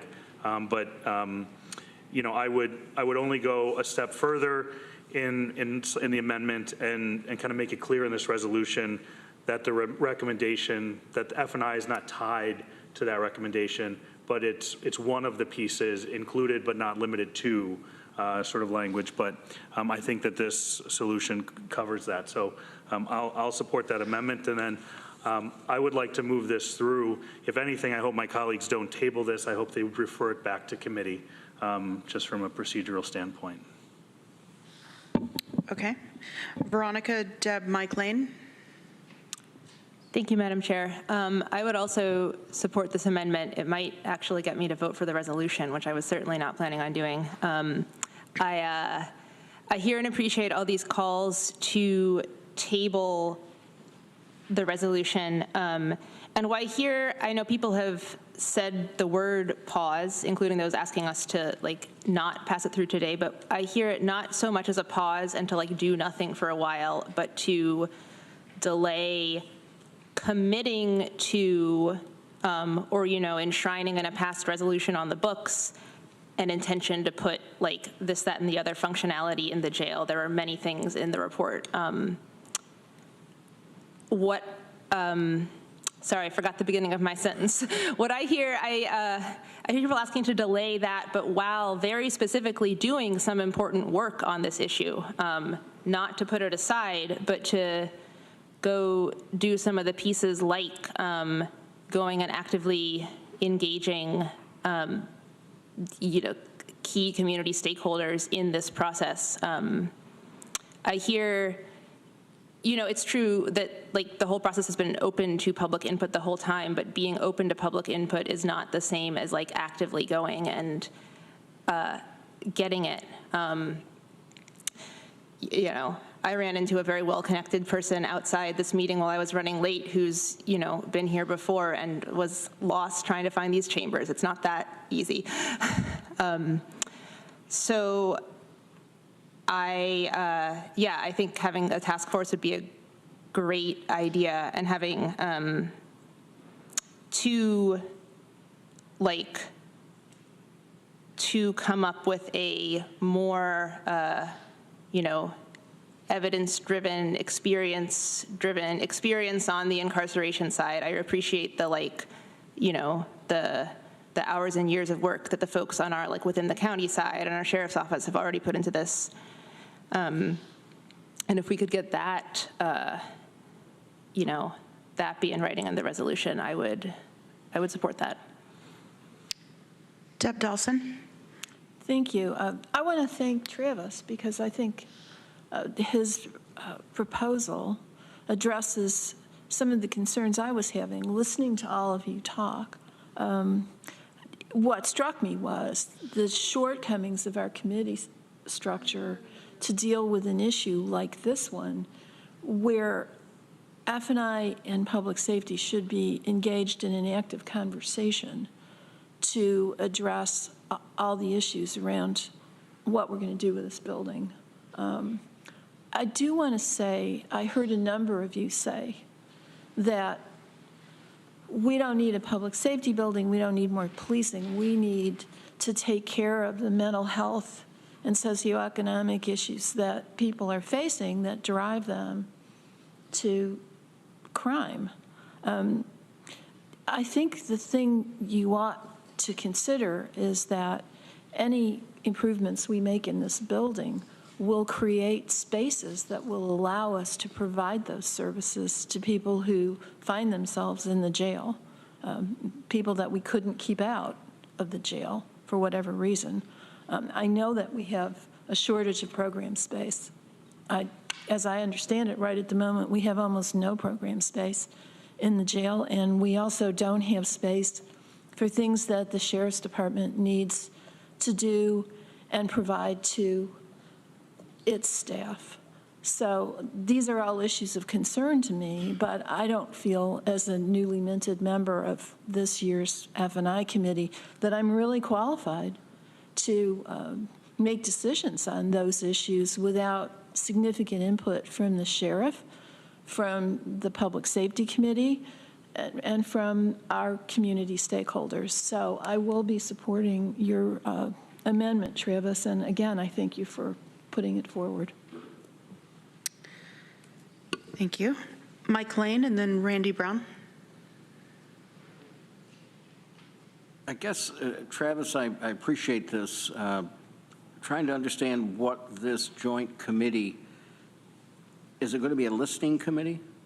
Are we going to go back on what the public safety group has been looking at?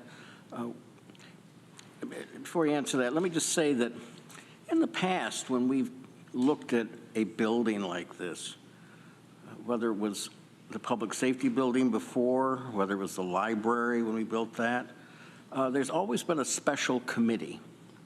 And the special committee has done the joint things, both the study and the work with the consultants and then the actual construction, all in that same committee. And so I sort of agree with Deborah. That's something that's not happened here. And we were trying to do one thing in one committee and move it into the next committee. But maybe we should just, go ahead and have a special committee. I don't know, that's Shauna's bailiwick and not mine, but I can support what you're saying, but I just sort of want to see where it's going to go. You want to answer, Travis? This would be a working committee. I don't want to bring folks from the community just to express themselves and leave. I look at some of the work that's being done on the opioid task force, and it's a working committee. It's a working group. The community has as much at stake in this process as we do. And the recommendations, the conversations are going to, influence what we put out and what we're looking for in terms of the opioid funds. So to me, it's a working group, and there's an opportunity to create something here from experts from the community. And whether those folks are people who have spent time in the jail, people who work with folks from the jail. So that's my thought, is that when you put all that together in the mix, whatever it is we decide to do, it's what's best for the folks that we're serving and the folks that we represent. Did I answer your question? Yes, thank you. Next, Randy Brown. Yeah, I'd like to thank Rich for bringing this forward. If you didn't bring it forward, the conversations wouldn't happen, right? So thank you very much for doing that. I didn't plan on voting for it, but with Travis's amendment, I think I will.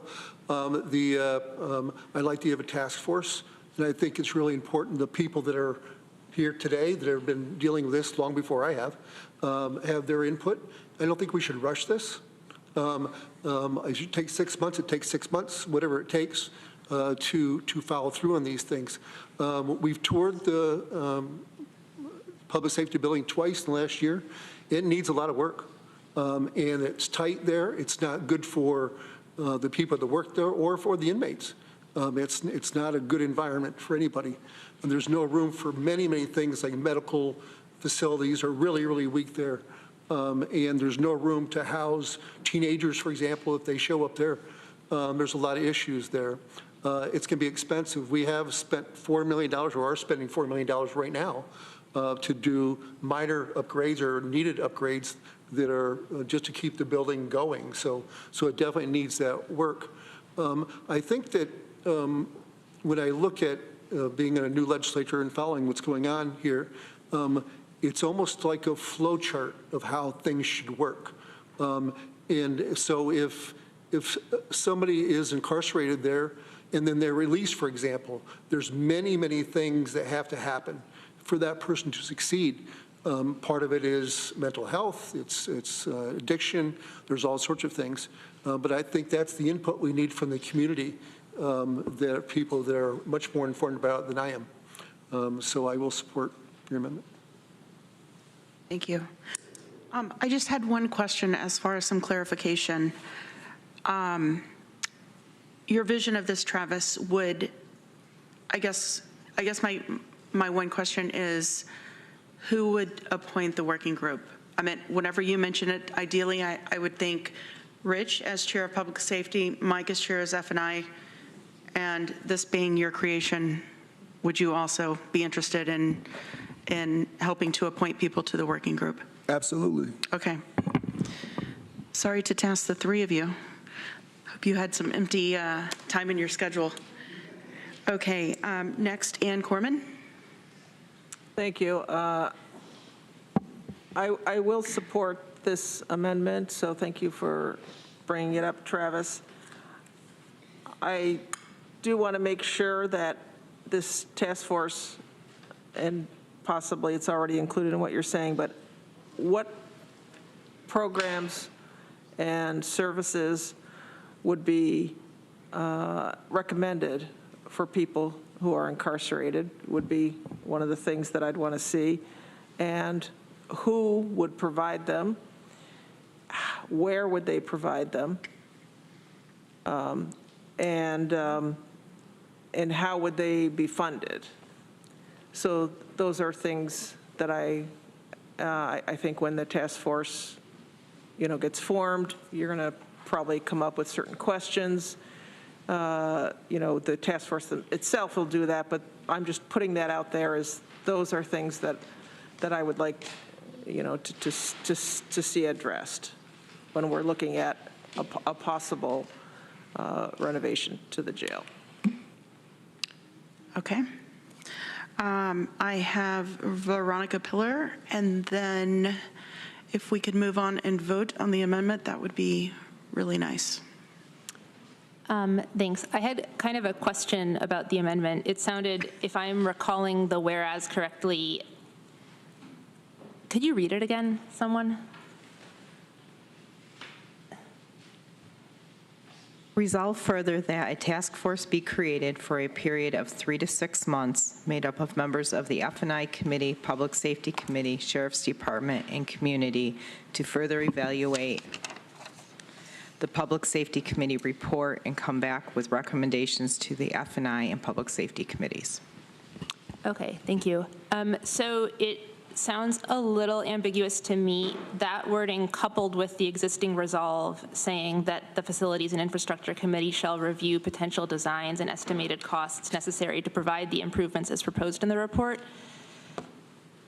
To me, it sounds like it's ambiguous whether this task force is able to change the recommendations in the report or merely clarify them.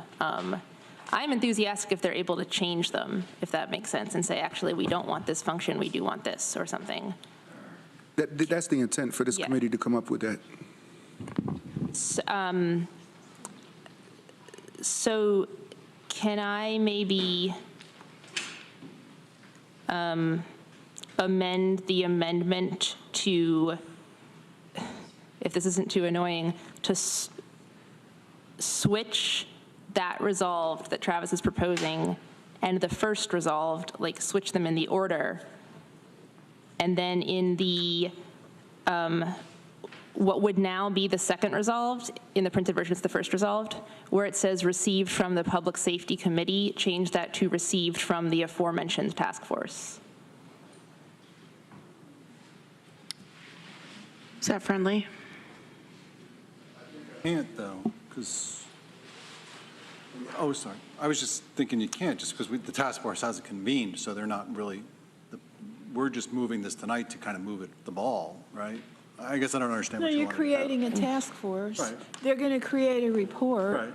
And then the committees are going to evaluate the report. They're not going to be tied to what already came out of public safety. I think that, and that's, I think for Veronica's concern, that, yeah, if they want to change it, maybe they can't.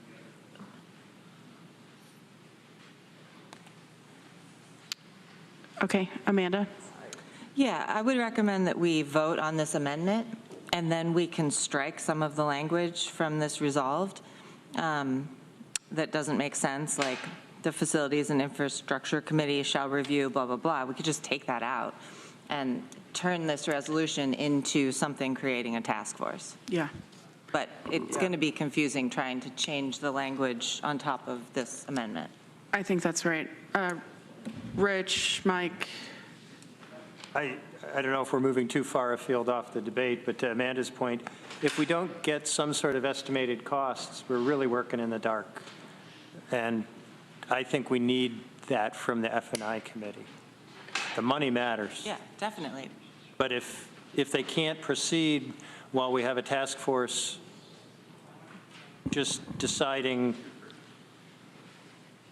what they'd like to see, it doesn't seem like they're going to have the most informed position either. We really should be doing this in tandem, I think, where we're getting some sense of, this is, you can have this, but it's going to cost you a certain amount of money. I think the problem with that, though, is that we have met in public safety for 3 years. Remember, there was a time, and I will say that I don't even know if there are legislators that are still here that were on public safety like 4 or 5 years ago, and we went round and round and wasted a lot of money with everyone's ideas, with the architect. We have probably 8,000 pages of plans that we spent a lot of money on, and we got absolutely nowhere. And so if we're going to have a task force, the whole idea is to get feedback from them so that we can use that to go to the architect and use their feedback, right? I just don't want F&I going parallel paths and them going one way and then our task force going the other way. I hear what you're saying, and that I think you're probably right in thinking about it further. My concern is that we effectively get a pause where we're just kicking the can down the road. I think we give the task force a certain period of time. Yeah. If they do not come up with substantive recommendations that we can give to F&I to action, I think we take this back, and we should be clear in that message, that we certainly want public input, we want to get the involvement, but we do not want to let this just dissolve into inaction. Right, that was the idea with the 3 to 6 months, not for this thing to last 3 to 6 years. Yeah. We've already been doing that. Okay, so we have Travis's amendment on the floor. Mike Lane? I was speaking to her amendment to the amendment. Oh, did no one second her amendment? Can I withdraw that? Or Sure. Thanks. That makes it easy. And I'll speak to the amendment. Okay. And simply say, the procedure here, if you have a task force, is the task force can make a report, but still got to go to a committee or committees. If you want them to have authority, you would have to make them a special committee. Yes. Okay. Are we ready to vote on the amendment? And we actually are all here tonight, all 14 of us. What a treat. Okay, so all those in favor of voting for the amendment, please raise your hand. You all made it very easy tonight. That is unanimous, 14 votes. Good work tonight. Okay, with the amendment, we have the resolution on the floor with the amendment. Would anyone like to speak to the resolution? I have Mike Sigler. So this is a lot of things I was going to say before the amendment. I would like to say that part of the reason that I think it was a friendly amendment to begin with, and we can vote on things like that, was that the vote was 3-1 coming out of committee. So without Travis, we wouldn't be talking about this right now. So I just want to kind of bring that out, is that it did pass 3-1.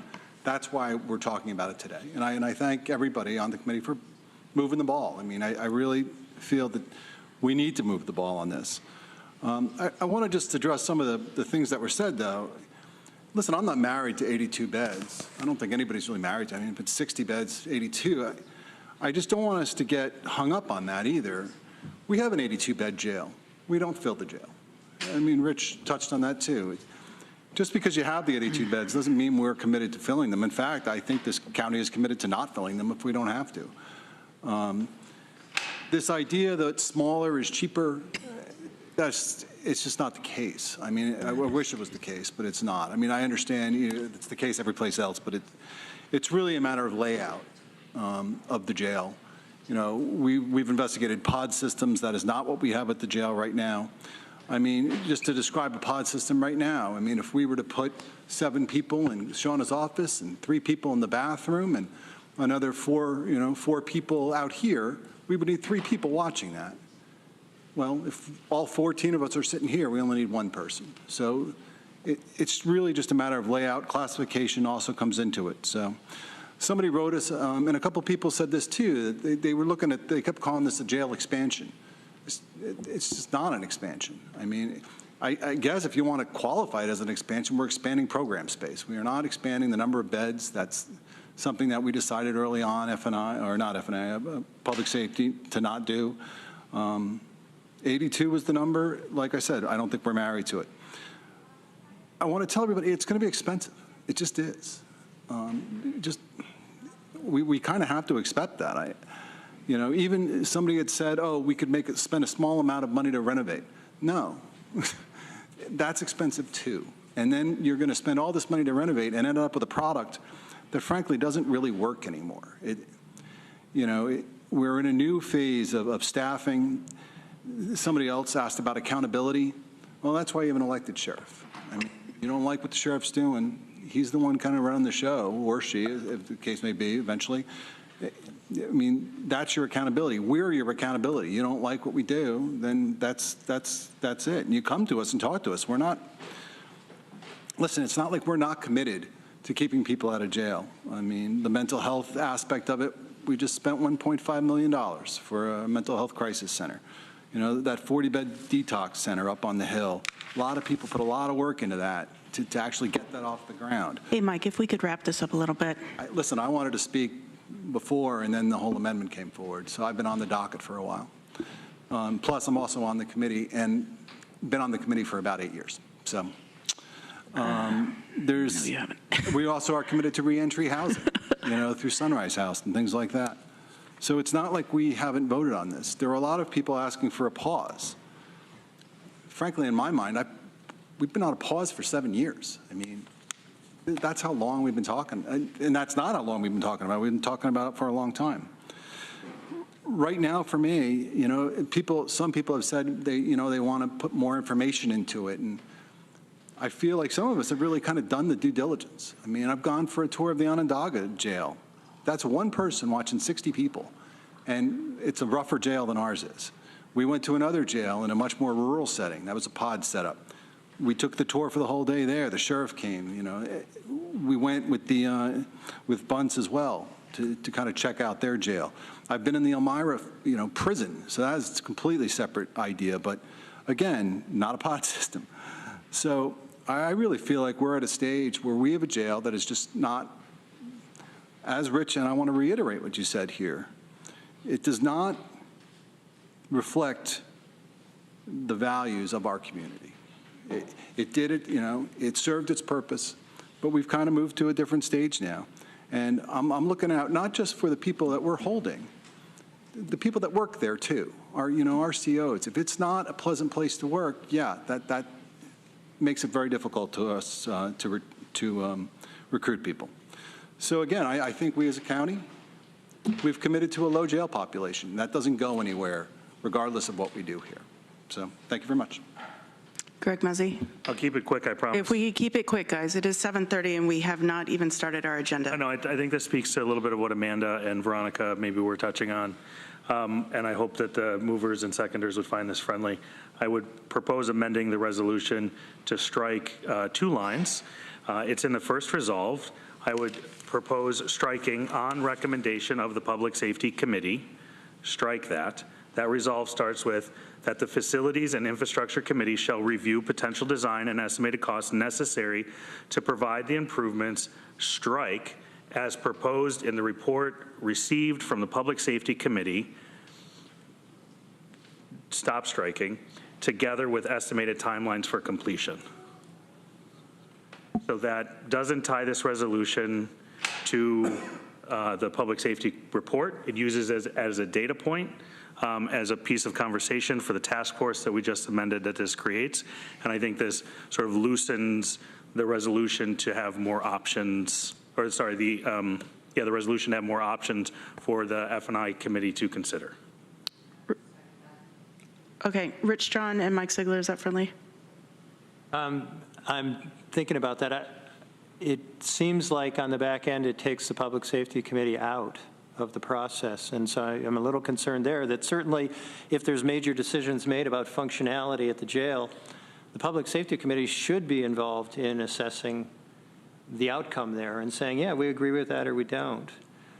As long as that step is included, Greg, I'm fine with it, but it didn't sound like it was. Just to respond to that quickly, I think that the resolution reporting back to, and why I supported Travis's amendment, was reporting back jointly to F&I and public safety, because the operation, the functionality goes through public safety, the bricks and mortar and the design goes through F&I. I think that's very clearly understood in our structure and even in your report that you submitted. So I think that we're not taking that away, but I think we're just sort of not harnessing this resolution to the report, but utilizing that report to inform the next step. Yeah, as long as that's the full intention. Okay. We could add another resolve that says that whatever from the task force will go back to public safety and F&I. It does say that, the original resolved. Right, but But it doesn't now. It doesn't now, but as long as we're understanding that's the way it'll work, I'm okay with it. Is that friendly, Mike? Okay. Okay. Any other comments, questions? Ann Corman? Yeah, I'll try and be quick also. Just to say, after having been on F&I for 5 years, I think it was, and I followed along what was going on with public safety. I toured the different jails around the area, and so I just want to say that if this goes forward, some renovations to the jail, in addition to what's going on. So to me, it's just kind of the timing is off. That we're looking at possibly doing several $1 million in repairs and upgrades to the jail, and we're looking at renovations. Just why would you do that one right after another? First off, if you had a house or a building. So I think so. So I think this is going to be at least a couple of years off. If we agree to do something with the jail, it's not in our capital plan. We're not putting away money for it yet. We're working on doing a center of government. So I just want to say that this would, in my mind, have to come after that in the queue. Not saying we couldn't look at it, but it would have to. I don't think we need to open up the can of worms of how we're going to spend $40 million over the next 10 years in this debate. And I hear what you're saying about how we're going to prioritize, but I think we're really far from that. I'll just respond as far as doing these renovations. These are renovations to keep that building running. This is a Band-Aid that could last us 5 years, and then we're going to have to figure out something else. As far as if we do, in fact, decide to do a big renovation and invest a lot of money into this jail, it's not going to pop up overnight. I mean, we've seen how slow we all work. No offense. But it takes time. And it would also take time to build. And so I want us to move forward with this resolution. Whether we vote it up, whether we vote it down, at least we'll have some direction, and we could give some direction to our staff. Rich, did you want to add anything? Just that one of the conversations we've had, and this would certainly continue at F&I, is that there are ways to save a lot of the value of the Band-Aids that we're putting in now, that there are designs where you wouldn't lose all of that. And we certainly want to try to do that. Veronica. Yeah, just briefly, maybe for those appointing the task force, Rich said the jail is just one element of a larger public safety plan. And I just want to remind folks that housing is public safety, and mental health treatment is public safety, and detox facilities are public safety. And the folks that are in our jail, a lot of them cycle in and out. They're in and they're out. That's what we're trying to stop. And so there's people who do services and work not directly tied to jail or the carceral system that is still going to be really relevant and have an effect on our jail population. Okay, and I think we will trust these three gentlemen to make some very wise choices and lead us in the right direction. So are we ready to vote on this resolution? Any other comments, questions? Okay, all those in favor? That is unanimous. Thank you all. That was a very big thing for us to do tonight. It's a big step forward. We'll see how long it takes us. It is 7:33. Why don't we take a 10-minute break? There are cookies in the back, and if you check them out, make sure you check out the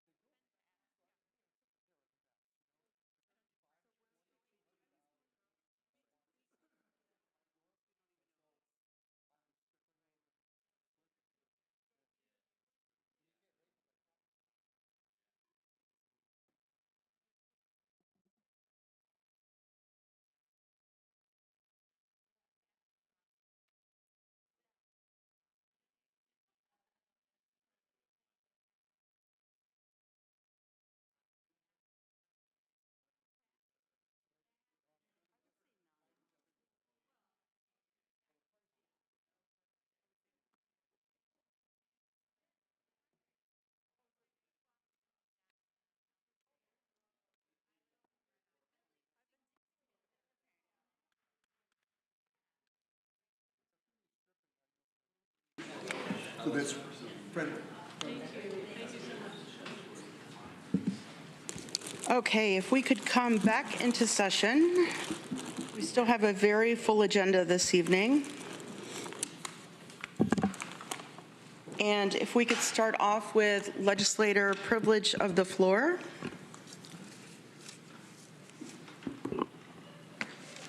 Ann Corman. Thanks. In honor of Black History Month, just wanted to remind legislators and let the public know that in coordination with our Human Rights Office of Tompkins County and the Africana Studies and Research Center at Cornell, there's a program, Reflections on Dr. James Turner's Cornell and Ithaca Legacies, that's going to be on presentation on Tuesday, February 28th, and that's at 5 p.m., and that's going to be on YouTube, so I'm sure it'll be available on our Tompkins County YouTube site. And then this is for my colleagues here. I had mentioned, I think before, earlier in the year, that as events that we get invited to, that I think it'd be helpful if somebody brought them up and then we see who's going to them. So we were, you got an email, we were invited to the Stewart Park Revitalization Award announcement. They're getting an award from the New York State Economic Development. That's this Thursday at noon at Stewart Park. I imagine it's going to be a pretty quick service or a quick presentation. So if that's Thursday at noon. Can I see a show of hands of anybody that might be going?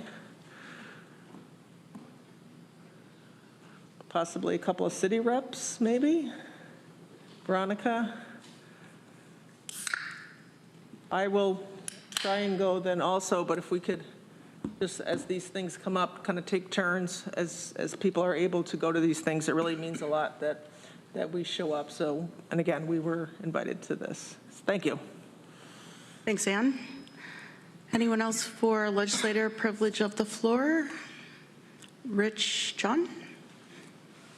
I have some extended comments on the jail. I wanted.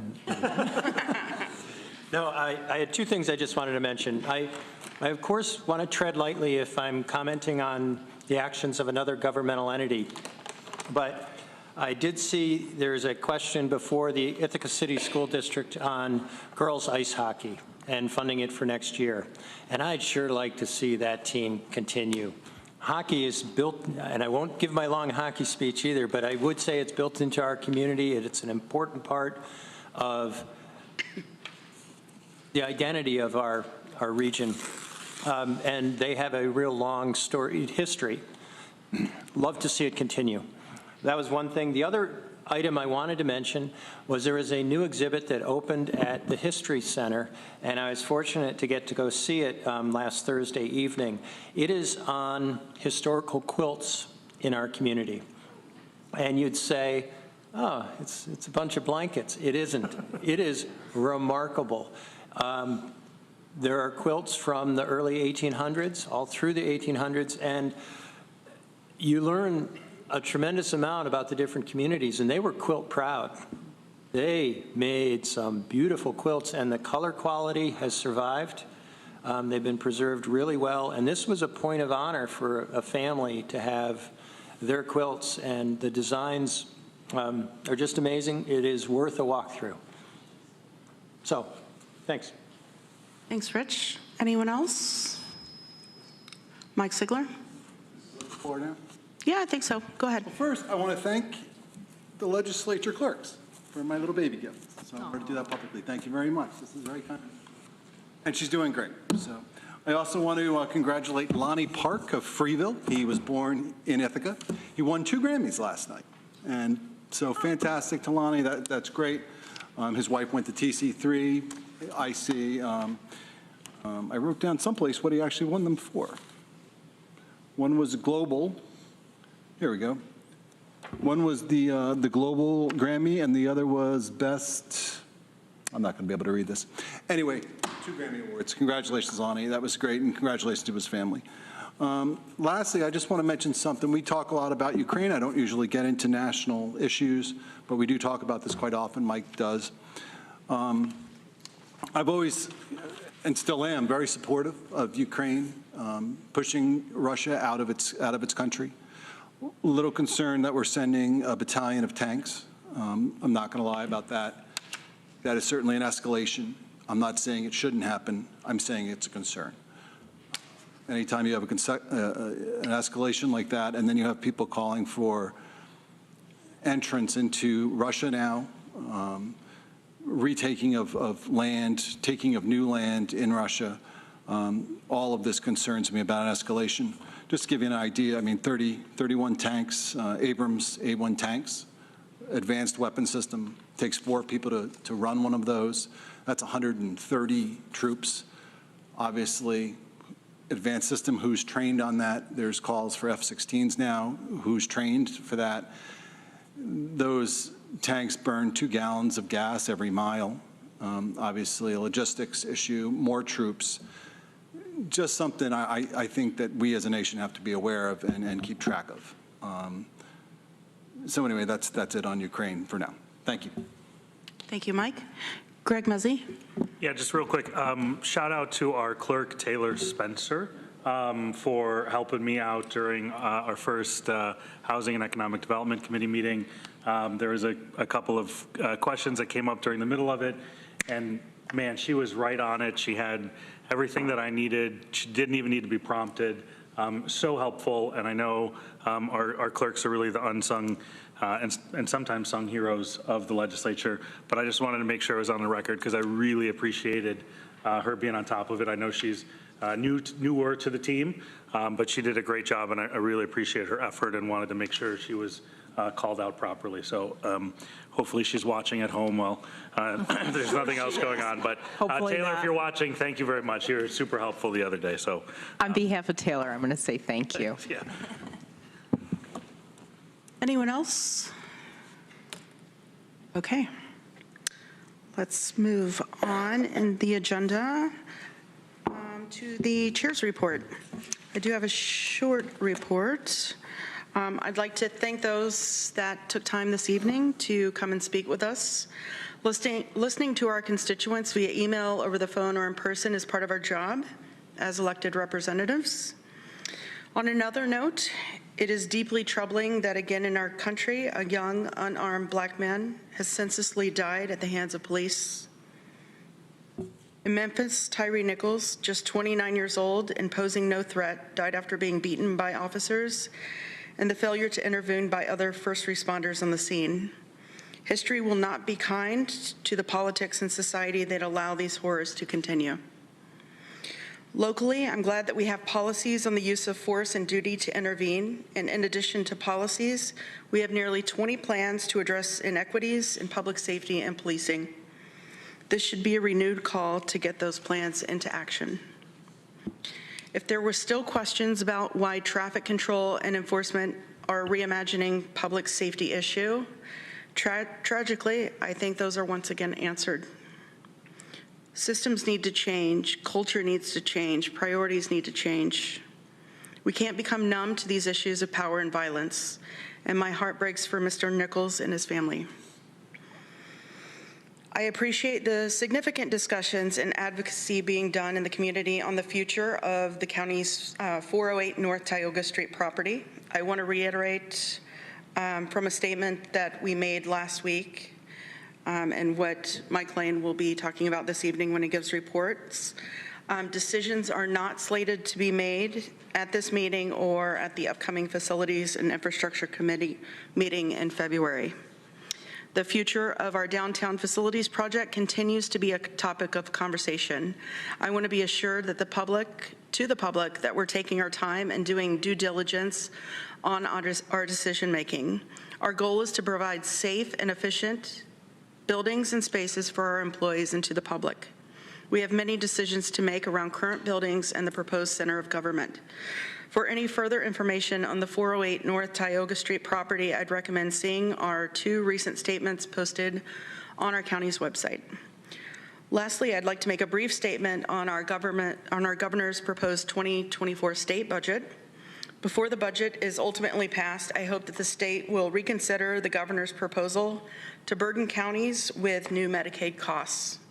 The state has the choice to share enhanced federal medical assistance program funds with local governments, and they should do so. Local governments need all the support that the state can offer. By adding new Medicaid costs to counties already hefty lift, it moves us backwards and reduces the services we can provide to our constituents. The governor's budget includes several positive proposals, however, including investments in reducing barriers to housing development, addressing climate change, and generating renewable energy, continued investments in child care access, and a multi-year investment in mental health care. Each of these areas are of interest to our county, and I look forward to learning more as the budget is considered. In the meantime, I encourage all of our legislators to review the NISAC publication on the budget and its impact for our county. Thank you.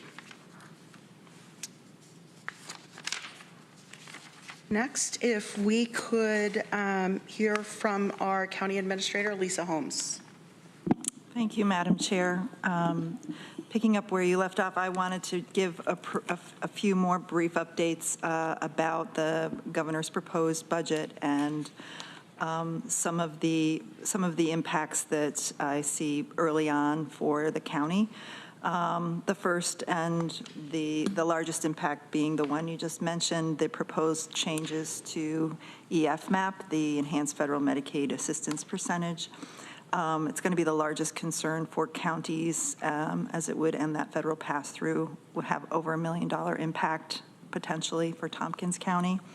Another to keep our eye on, and something that we've been discussing over the last year or so, is in the assigned counsel, the reimbursement rates for attorneys.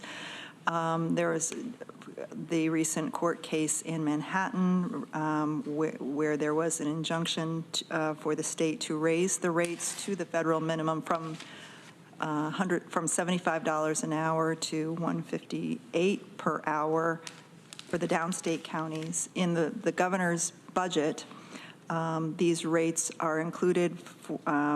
These rates are cited for the program, $158 an hour for downstate counties, $119 per hour for upstate counties. However, the governor's budget does not include the funding for this. So we're going to have to keep our eye on this through the legislative process. Our back of the napkin math on this leads to a $1.2 million increase over the 2023 rates for Tompkins County. And it is expected that the state was going to cover these rates for counties, but it's going through the judiciary process, the judicial process. In a few other hot topics, the Department of Civil Service looks like they're going to be expanding titles eligible for continuous recruitment to increase pools of qualified candidates, which is a good thing. Under the county clerk and DMV, there's an item there around fee retention for clerks' offices, such as ours, that performs DMV transactions. They are looking to allow us to retain a flat 10.7% for each transaction. Changing that methodology looks to net us an expected $128,000 over 2023, so that's a good thing.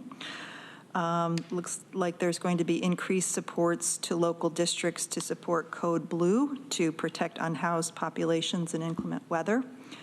And a few other, let's see, expansion of mental health residential programs statewide, which is just a good thing and is very much needed. Expanded outpatient services and inpatient beds. Some investments in EMS.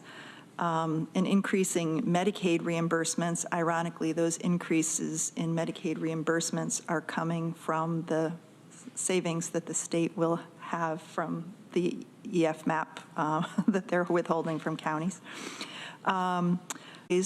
Through CHIPS and Bridge New York funding, and increased funds for summer youth employment programs. So those are the high-level highlights that we've seen so far. We'll be hearing more from our departments how their particular budgets and their state associations are analyzing things, and I'll continue to keep you updated. I think that's all I've got. Any questions for Lisa Holmes?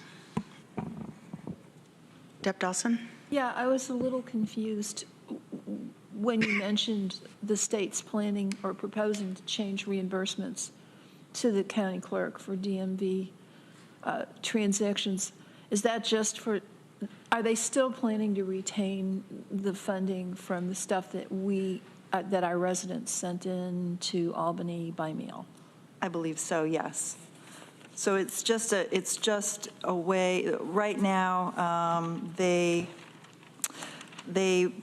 we receive, we were able to retain 12.7% of every in-office transaction and 3.25% for every online transaction. And what they're proposing is just a flat, being able to retain a flat fee of 10.75%, which is net revenue for us.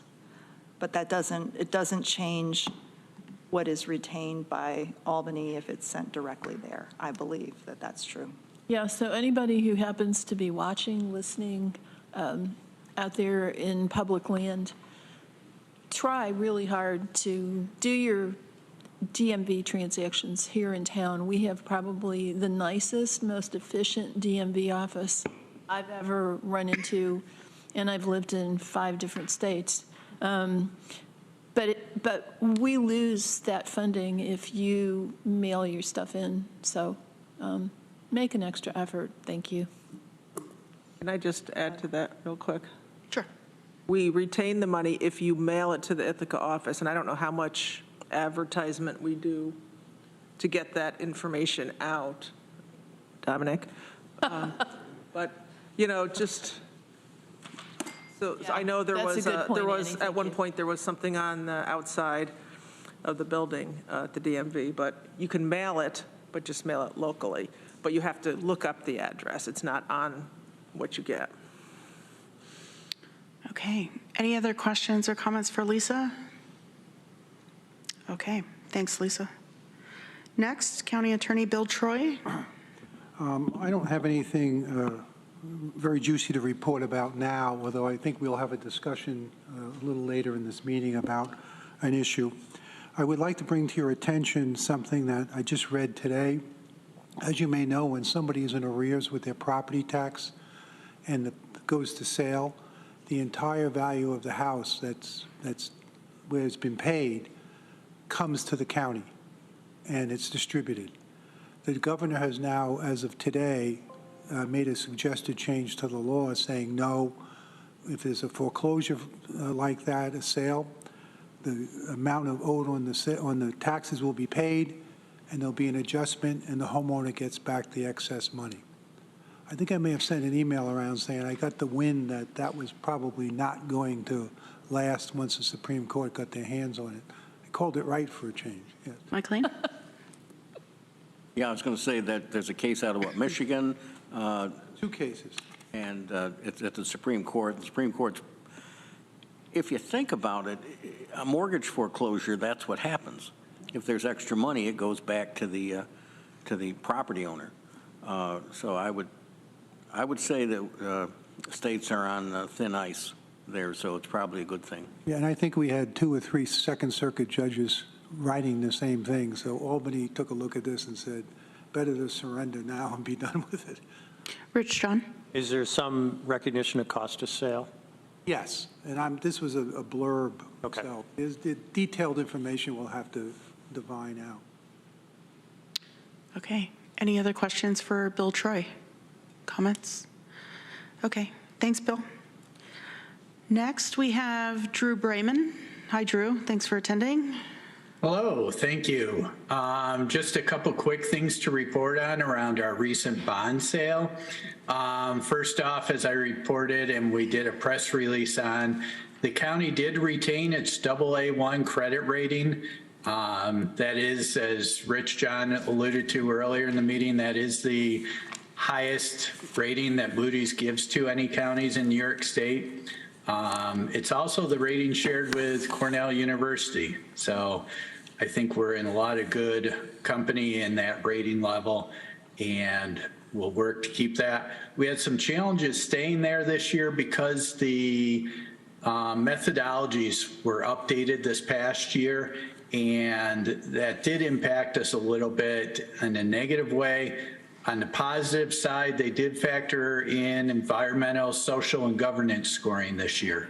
So I fought very hard to get those up there, and those were good. The bond sale also took place last week, and well, all of our bond proposals that we had a face rate of 4%. There's some complex calculations and premiums and compounding that factor in. Our 20-year bonds had a net rate of 3.25%. Being mindful that the Federal Open Market Committee just raised theirs a quarter of a point. I think 3.25 this past week was very good. And the band's net rate was just under 3.5%. So I'll continue to work with the Budget, Capital, and Personnel Committee to keep our county as good as we can on these rates. So great. That's what I have. Let me know if there's any questions. Thank you, Drew. Any questions for Drew? Deborah Dawson? Not a question. Comments? Thank you, Drew, for your good work, and get better. Thank you. I'm healing up. Good for you. Okay. I do have one chair's appointment to the Workforce Development Board. Andrew Tunison, Vocational Rehabilitation Representative, and his term expires June 30th, 2025.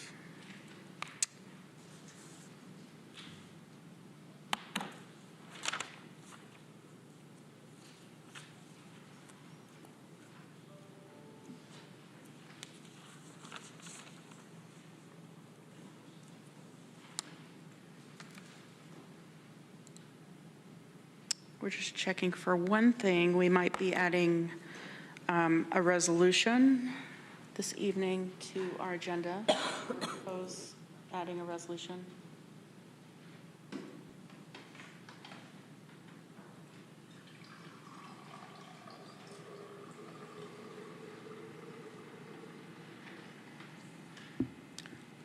Lisa, do you know the title for that?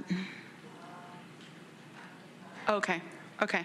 Was it the one that was in draft? So why don't we go ahead and, are we able to do consent agenda first and then after consent? Okay. So we're going to move forward with consent agenda.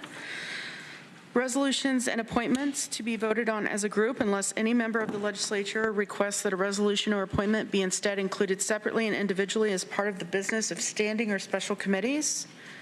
Advisory Board appointments, Facilities and Infrastructure Committee, Air Services Board, Heather McDaniel, at-large member, term expires December 31st, 2025. Ken Hodges, at-large member, term expires December 31st, 2025. Public Safety Committee, Advisory Board on Indigent Representation, David Sanders Jr., OAR Director, term expires December 31st, 2025. Diane Bruns, at-large member, term expires December 31st, 2025. Chris Colossi, at-large member, term expires December 31st, 2025.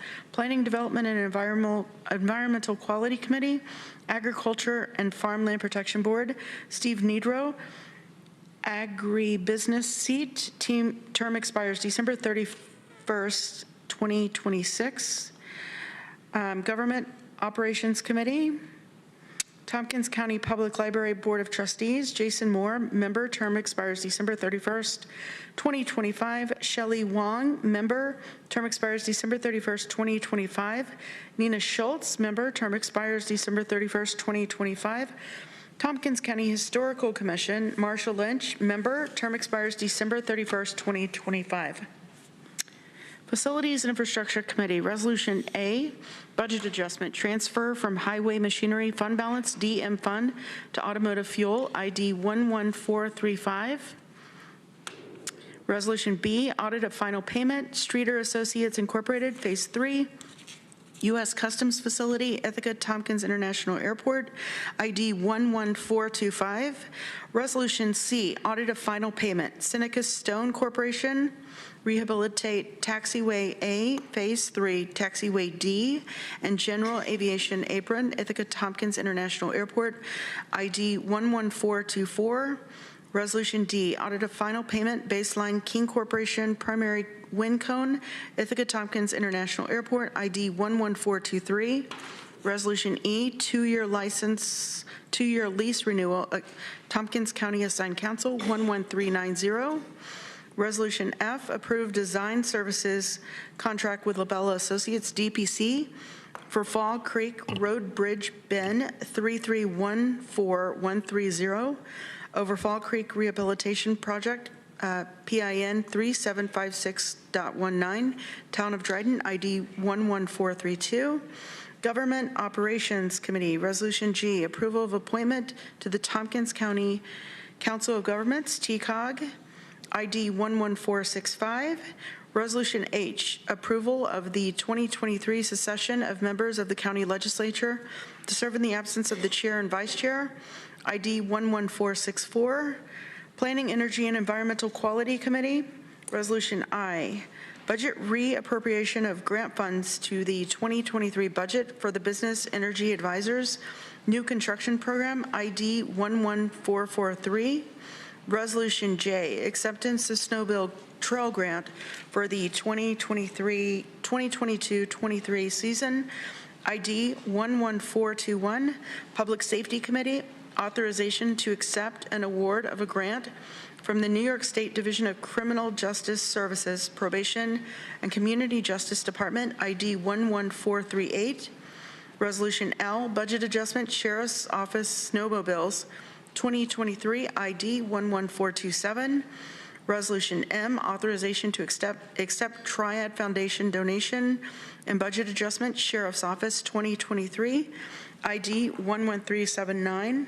Housing and Economic Development Committee, Resolution N, budget adjustment, Community Housing Development Fund, Round 22 awards, Department of Planning and Sustainability, ID 11463. Resolution O, appointments to Industrial Development Agency and Tompkins County Development Corporation Board of Directors, ID 11461. Can I have a mover, please? Moved by Travis, seconded by Veronica. And we will vote on that. All those in favor? That is unanimous. Thank you.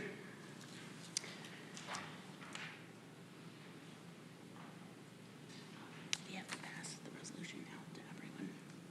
She's got it. And everyone has a copy? Okay. So we are going to pass out a new resolution that we're asking for someone to move this to be added to our agenda, and we would work on this after our executive session this evening.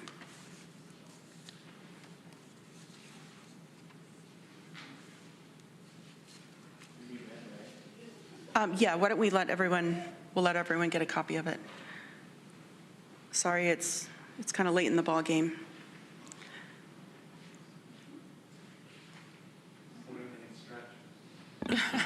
Point of information. Take me out to the ball game? Yeah. So this would be an action out of executive session? After executive session? Yes. Okay. It could be an action. Good thing we practiced that in HED the other day. Yes. Okay, I want to give everyone time to just look it over and feel comfortable about adding it.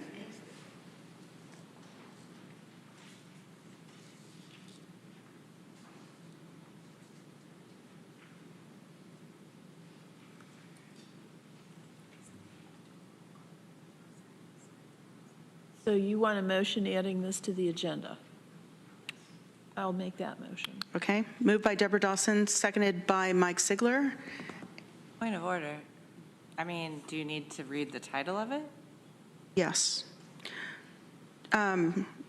Legislative approval? Yes. This is throwing me way out of whack. Legislative approval of an emergency wage adjustment for the Tompkins County Corrections Department. Moved by Deborah Dawson, seconded by Mike Sigler. And this is to add it to the agenda. We have conversation. Any conversation, questions, comments? Okay, and we will do a roll call. Just a reminder, we do need 10 votes to add this to our agenda this evening. Travis Brooks, Yes. Randy Brown, Yes. Susan Curry, Yes. Amanda Champion, Yes. Deborah Dawson, Yes. Rich John, Yes. Dan Klein, Yes. Ann Corman, Yes. Mike Lane, Yes. Greg Mezzi, Yes. Veronica Pillar, Yes. Lee Shirtliff, Yes. Mike Sigler, Yes. Shauna Black, Yes. 14 ayes. Motion passes. Thank you. Next, we will move on to our standing and special committees. Facility and Infrastructure Committee, Mike Lane, Chair. Thank you. We met on January 19th. Most of what we did was taken care of in the resolutions that you've seen mostly on the consent agenda.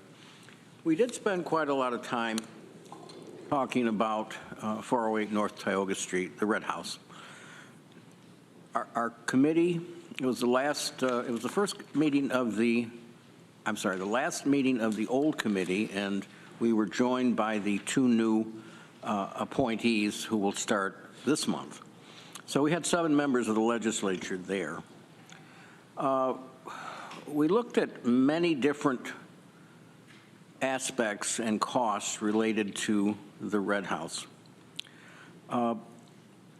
We did ask that the seeker be amended to add a range of different kinds of things that could happen with that area of Tioga Street. Anything from building a new office building there, as we've talked about in the past, a smaller building, or use for other things for our employees, such as parking. No decision was made on any of that. We simply ask for the seeker to be updated.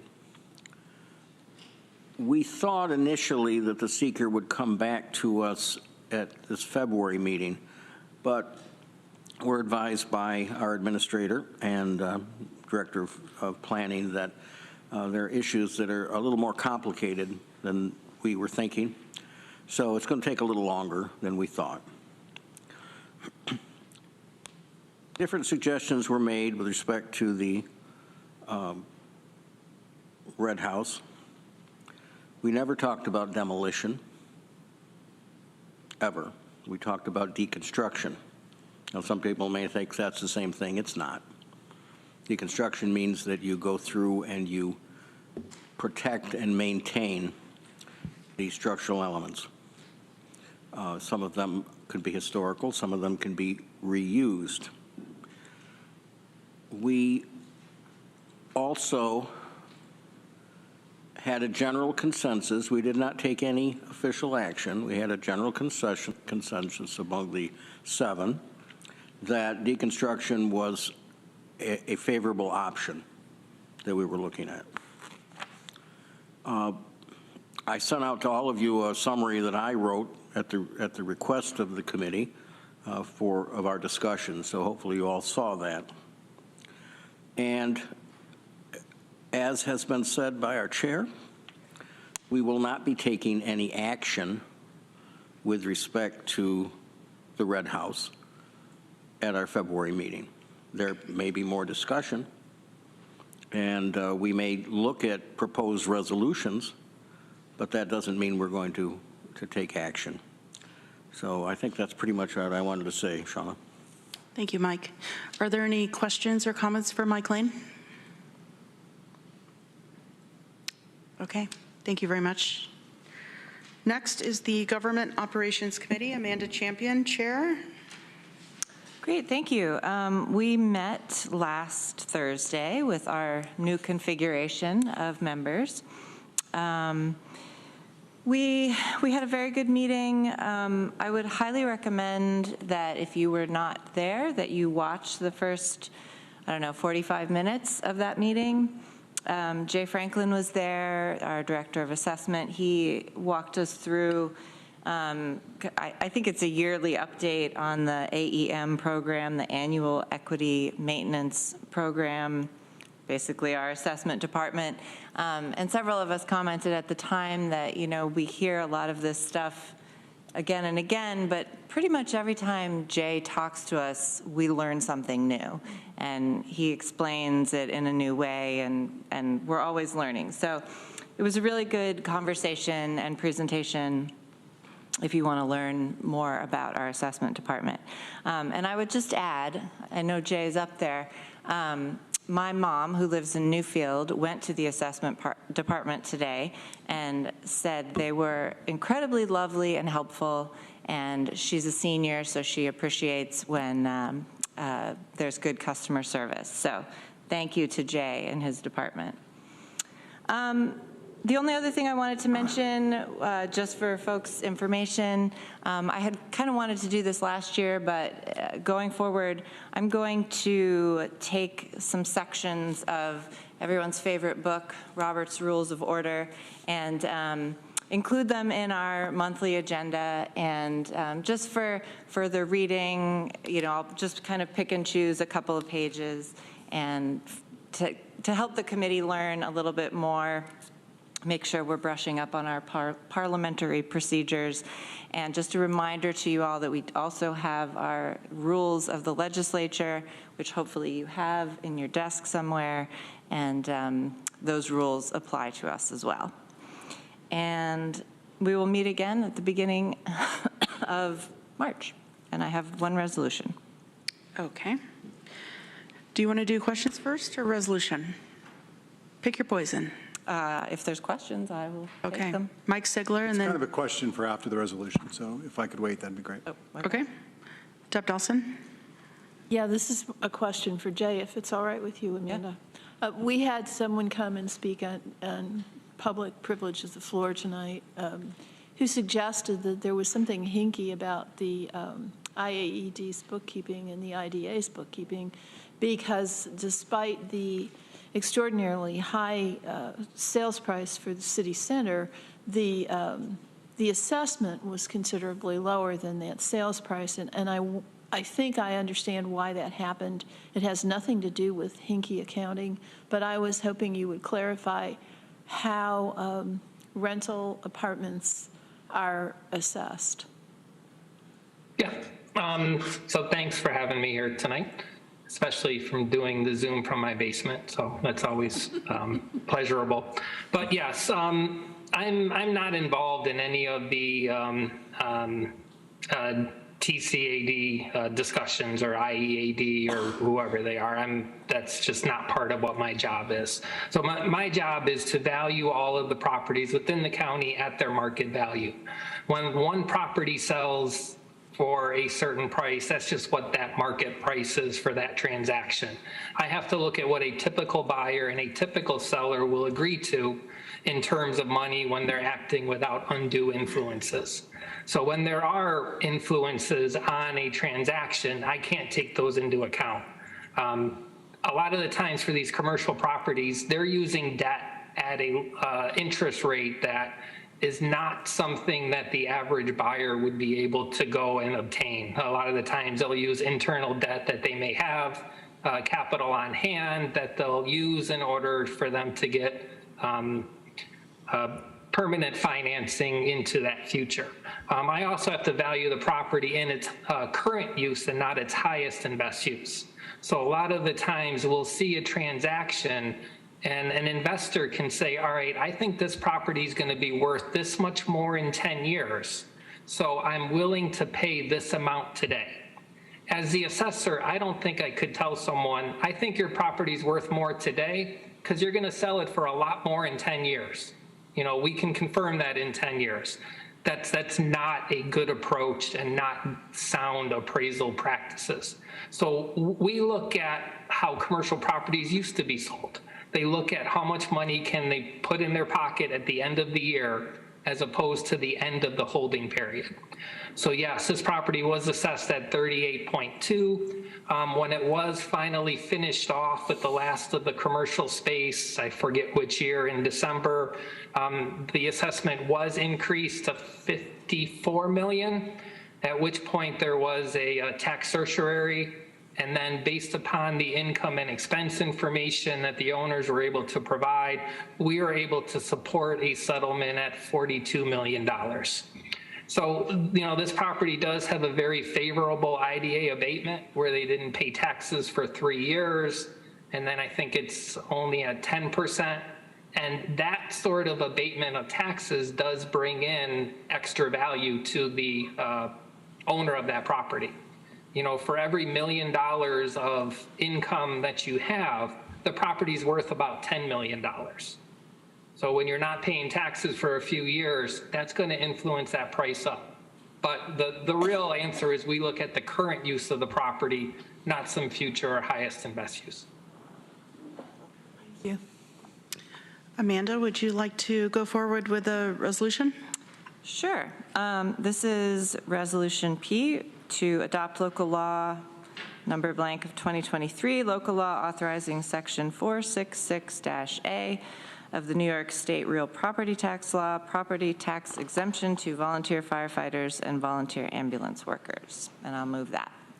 Dan Klein seconds.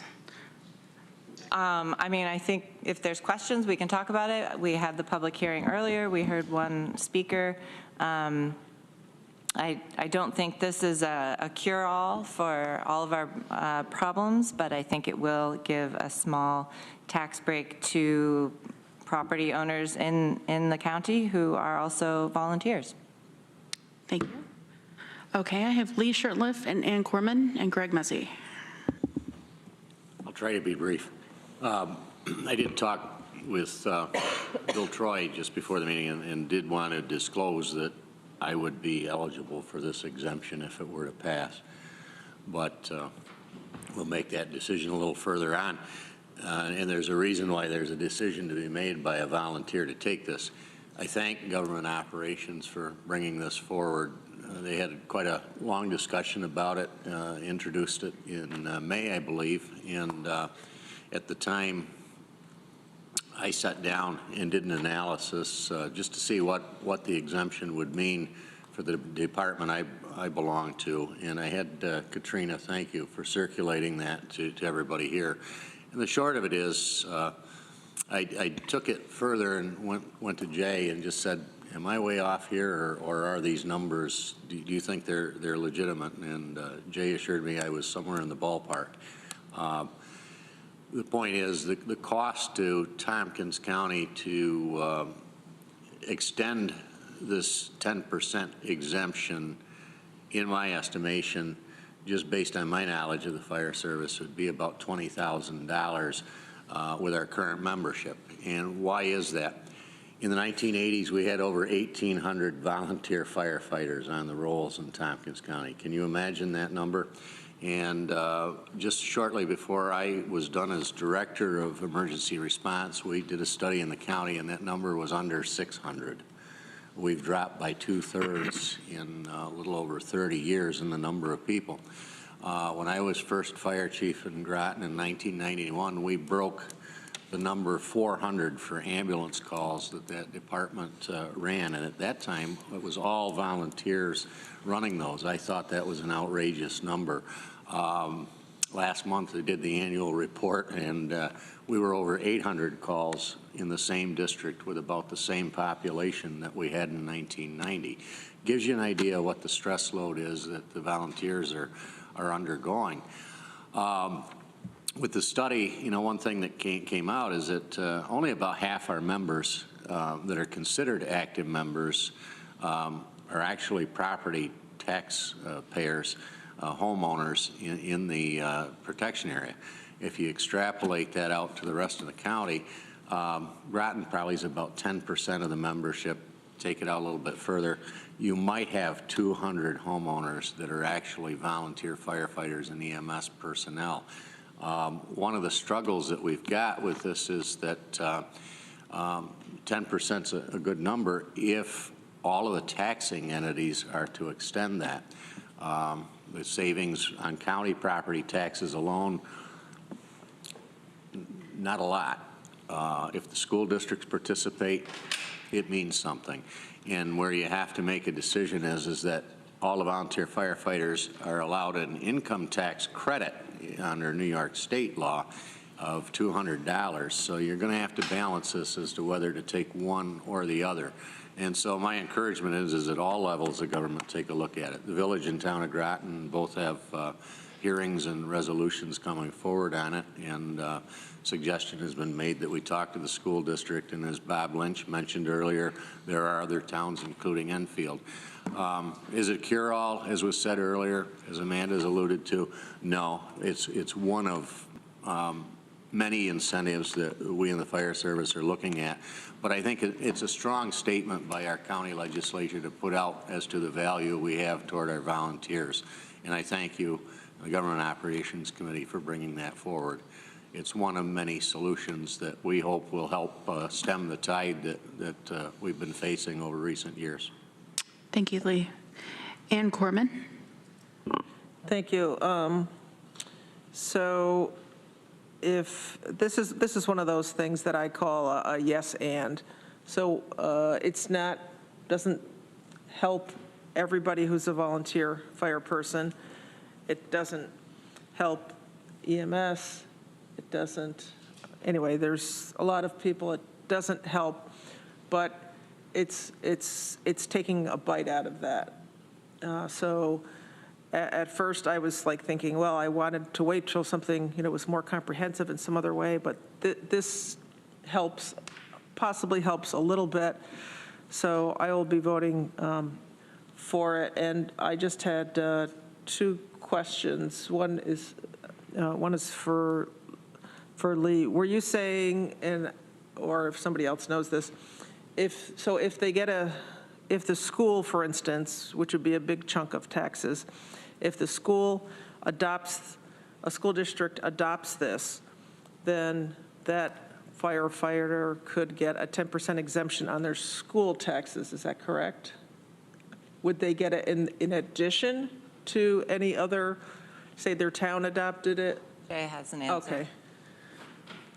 Yep. So what this exemption does is it takes 10% off of your assessed value for whichever taxing purposes that adopt it. So if your house was worth $200,000 and the county adopts it, it would be worth $180,000 for county tax purposes. It takes that 10% away. And then if the town adopted it, then the town taxable value would be $180,000. But if the school didn't, you'd still have a $200,000 taxable value for school, but $180,000 for town and county. Okay, so each one needs to adopt it. And the last question, it's just almost a point of order. If you could financially benefit from this, I guess that's for our lawyer, should he be voting on this and discussing it? I told him it was up to him, that it was an issue that if he's open about it, it's not a huge sum of money, but it's a comfort question for Lee.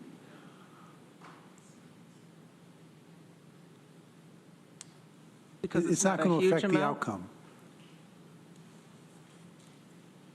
Deborah?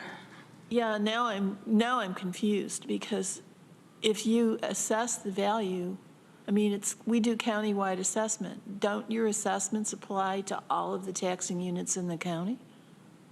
Yes, all of the assessments do, but each taxing jurisdiction retains the authority to grant which exemptions that it wants to.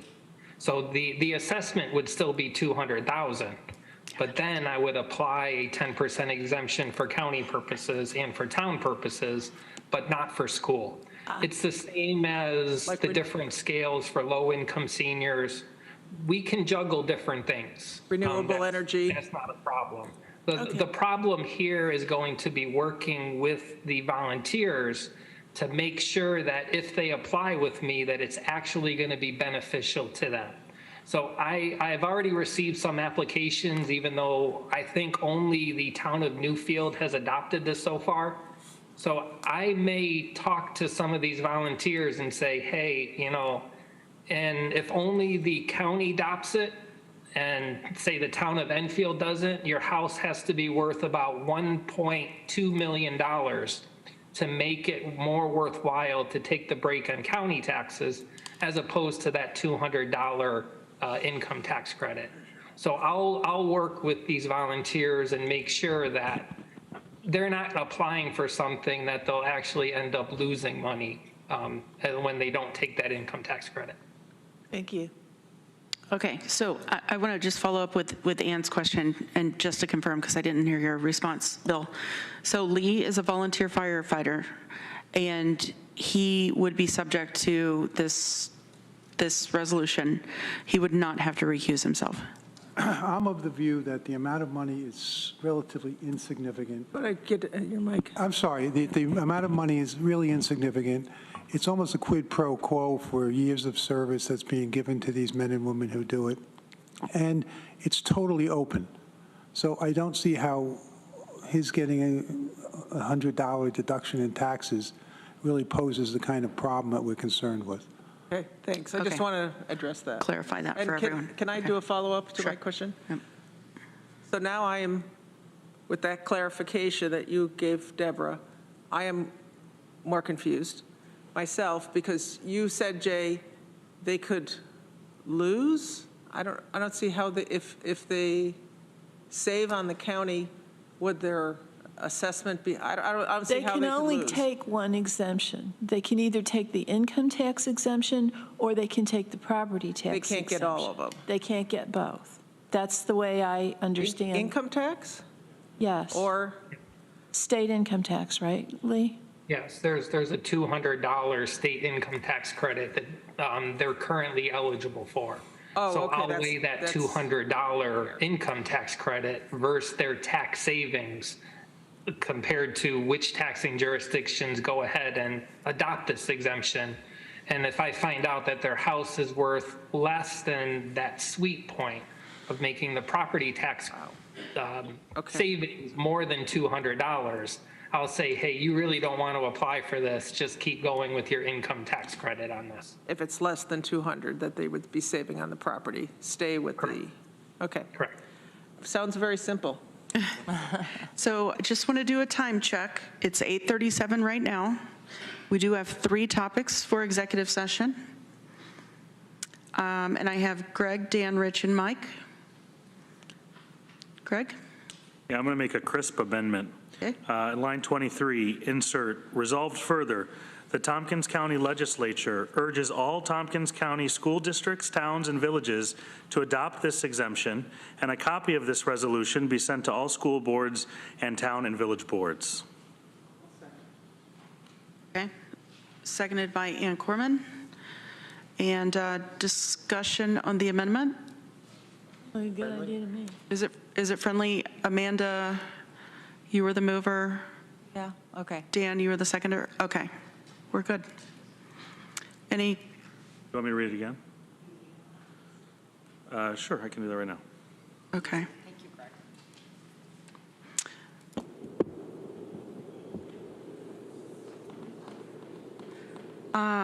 Okay. Greg, was that it for you? That's all I had to say. Okay. Dan Klein, Rich, John, and Mike Lane. You want on the amendment? It was friendly. Oh, it was friendly, okay.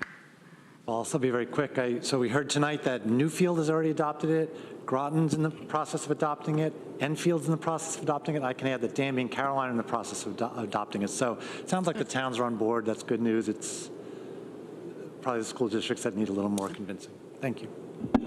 Thank you, Dan. Rich, John?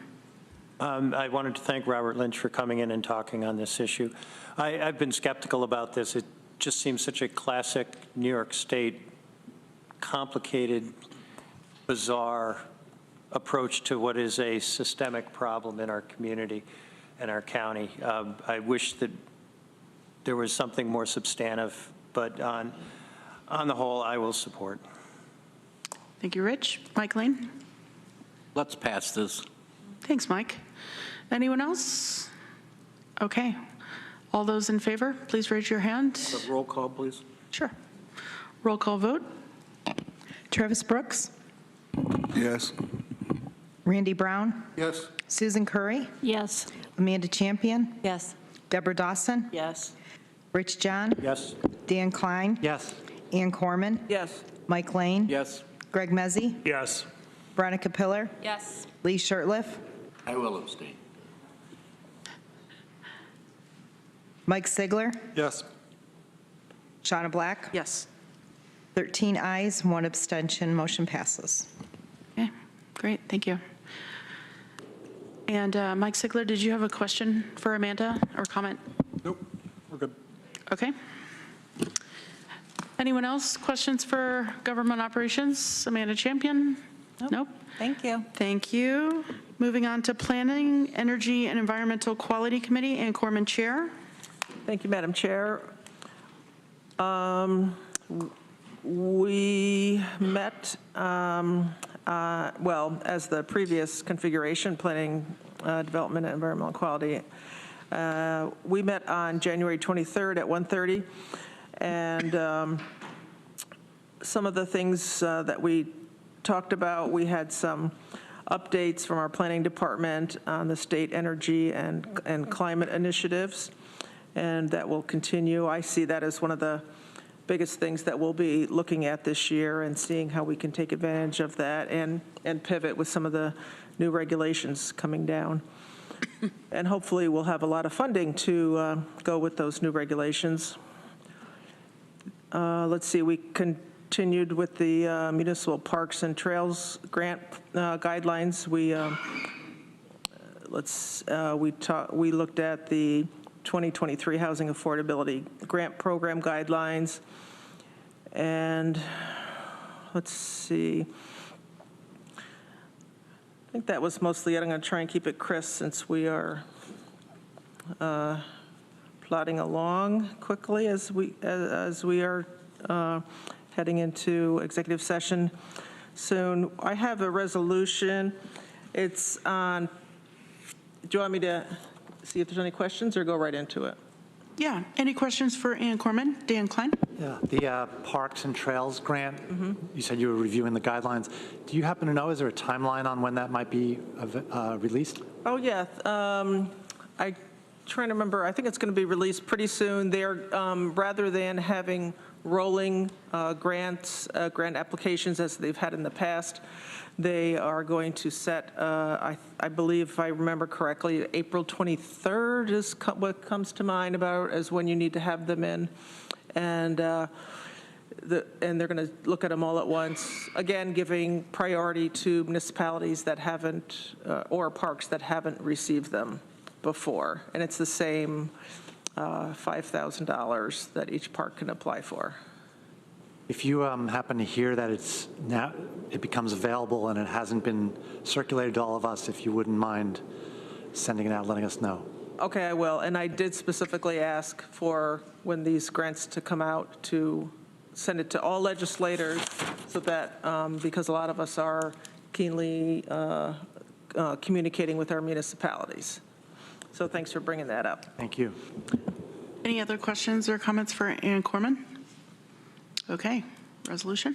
Before I get to that, I wanted to thank my vice chair, Greg Mezzi, it was a pleasure working with you this year. I'll continue to work with you on other things, and welcome the new vice chair as we transition into the Planning, Energy, and Environmental Quality Committee, Veronica Pillar. And we'll have some new members also. I'll be reaching out, and thanks to the clerks, Brittany, working through figuring out all the advisory boards, page and a half. So I'll be reaching out to members, getting folks as soon as I can onto the advisory boards. So I'll be giving you a call about that. This is on, the resolution is packet page 35, authorizing a contract with Tompkins County Soil and Water Conservation District to provide interim financial assistance to support and conduct conservation-related activities. I'd like to move that, and I'll tell you a little bit about it. Can I have a seconder, please? Seconded by Amanda Champion. And again, keeping it short, this is just a regular, a little bit amount of money that we give them to help float over from one year into the next to help with their budget. Okay. Any questions or comments? Okay, I see none. All those in favor, please raise your hand. And that is 13, and Travis is not here right now. That passes. Thank you, Ann. Next, we're moving on to everyone's favorite committee, the Community Recovery Fund Advisory Committee. Dan Klein, Chair. Definitely my favorite committee. Absolutely. So we have not met since December, but I do have a few things to report on. First of all, everything's progressing very well with the approved grant applications. For each successful applicant, we must generate a contract, and there's a lot that goes into that contracting process. Our staff and the staff of the consultants are making steady progress working through all of that, and as of today, half of the contracts are either completed or are very close to completion. I need to correct some information that I gave last time that I reported to the legislature on the subject of waivers. The Community Recovery Fund grants are designed to be reimbursement grants. The applicant does the work, submits vouchers, and then the county reimburses the pre-approved expenses. However, we did build in a waiver process for applicants who anticipated cash flow issues. There are 6 approved applications in which they told us in advance in the application itself that they would likely be requesting a waiver. And there may be 2 more coming. So I did not report that correctly last time. So there's 6 or possibly 8 of all the grants that will be using that waiver to go around the reimbursement process. There are some updates about the Second Wind Cottages application. As you remember, that application was in kind of a gray area. The committee had approved the project in principle, had set aside money for it, but it was not included in the final resolution because the state environmental quality review was not yet complete. And as you've likely heard, Second Wind is planning on changing significant details of their proposed project. Rather than building 25 structures in a campground-like setting, they are planning to add additional cottages to their current 18-cottage facility. The current version of the plan is to build 12 new cottages. Second Wind will be submitting a new application for their current proposal, including a revised project budget. That application will be considered by the Community Recovery Fund Committee at our next meeting on Monday, March 6th at 10 o'clock. We have requested that the application be submitted at least 1 week in advance of that meeting so that it will appear on the agenda. The town of Newfield has been notified about this update. And that's my report. Thank you, Dan. Any questions or comments for Dan? Okay, thank you. Next is the Budget, Capital, and Personnel Committee. Deborah Dawson, Chair. Thank you, Madam Chair. We will be meeting next Monday. I think that's the 13th at 3 o'clock, our usual time. One of the things that we'll be dealing with is a resolution urging Albany not to take the governor up on her suggestion to retain all the enhanced federal Medicaid assistance percentage funds for herself. This resolution is based in part on a template provided by NISAC, which I tweaked, and then many thanks to Norma, who had some input and assisted and has arranged for Tom Herden from DSS to come to our meeting and answer all your questions about EFMAP. It's pretty complicated on the one hand. On the other hand, I guess the concept is really simple. The federal government's been sending us extra money because we had gotten ahead of the curve on the ACA enhancements to Medicaid, and we got rewarded for that. And at the time, it was the expressed intent of our congressional delegation, as articulated by Senator Schumer, that the states share those funds proportionally with the counties. And supposedly they've been doing that, but there's a caveat that you may all be familiar with, which is that they haven't sent the reconciliation payments out to the counties since 2017. So they're a little bit behind. Anyhow, so we will be talking about that resolution. We will be talking about EFMAP. If you're not familiar with that and would like to become familiar, please come to our meeting. We will also be continuing a discussion that we began last month about what our committee goals might be for the year coming up. One of the things that was expressed by the members was an appetite to reconsider the fund balance policy. So I'm sure you'll all be excited to see that again. Thank you, Deborah. Any questions or comments for Deborah Dawson? Okay, thank you. Next up is Workforce Diversity and Inclusion Committee. Veronica Pillar, Chair. Thank you, Madam Chair. Workforce Diversity and Inclusion Committee met on Wednesday, January 25th. We first re-elected Rachel Graham, the Deputy County Clerk, to the as Vice Chair of the committee. And then we spent most of the rest of the time going over the committee bylaws, which hadn't been touched in quite some time, and are also unusual in some ways because WDIC is unique. We are next meeting on Wednesday, February 22nd at 3:30 p.m. And as a reminder, that's only in 1 month from now, but WDIC after that is going to meet bi-monthly, every other month. And at that meeting, we're going to be looking at our goals for the year, which we're expecting results of a compensation study. We're looking toward doing another climate survey, and we'll have a group discussion on what else to tackle. So anyone interested, and a reminder, members are not just legislators, but staff and community members. So truly anybody is welcome to join us. Thank you. Any questions or comments for Veronica Pillar? Okay. Next is Public Safety Committee, Rich John, Chair. Okay, thank you. The Public Safety Committee will be meeting next Thursday after this one, February 16th at 3 o'clock here in Chambers. And I anticipate we're going to have some discussion, a presentation regarding the function of the mental health court, the county mental health court and the city mental health court parts, and also a report from assigned counsel on the rate issues that Lisa was talking about earlier.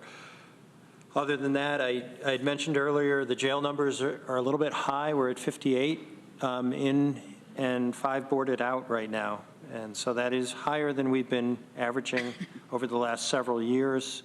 Hopefully it is just a bump. I do have a resolution R, appropriation from contingent fund to implement 2022 work plan of the Community Justice Center ID 11437, and I would move it. Can I have a seconder? Travis Brooks.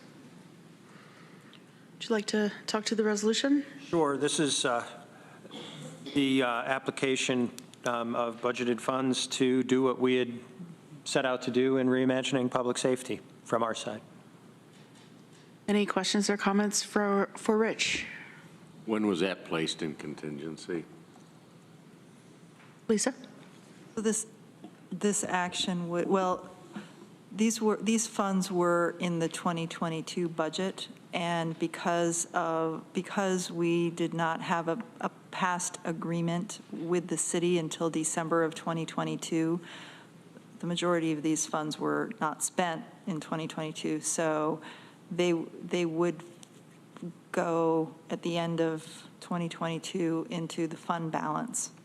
So essentially, because we don't have rollover, we were asking for them to spend them in the current year, because now we have staffing and we have the agreement with the city.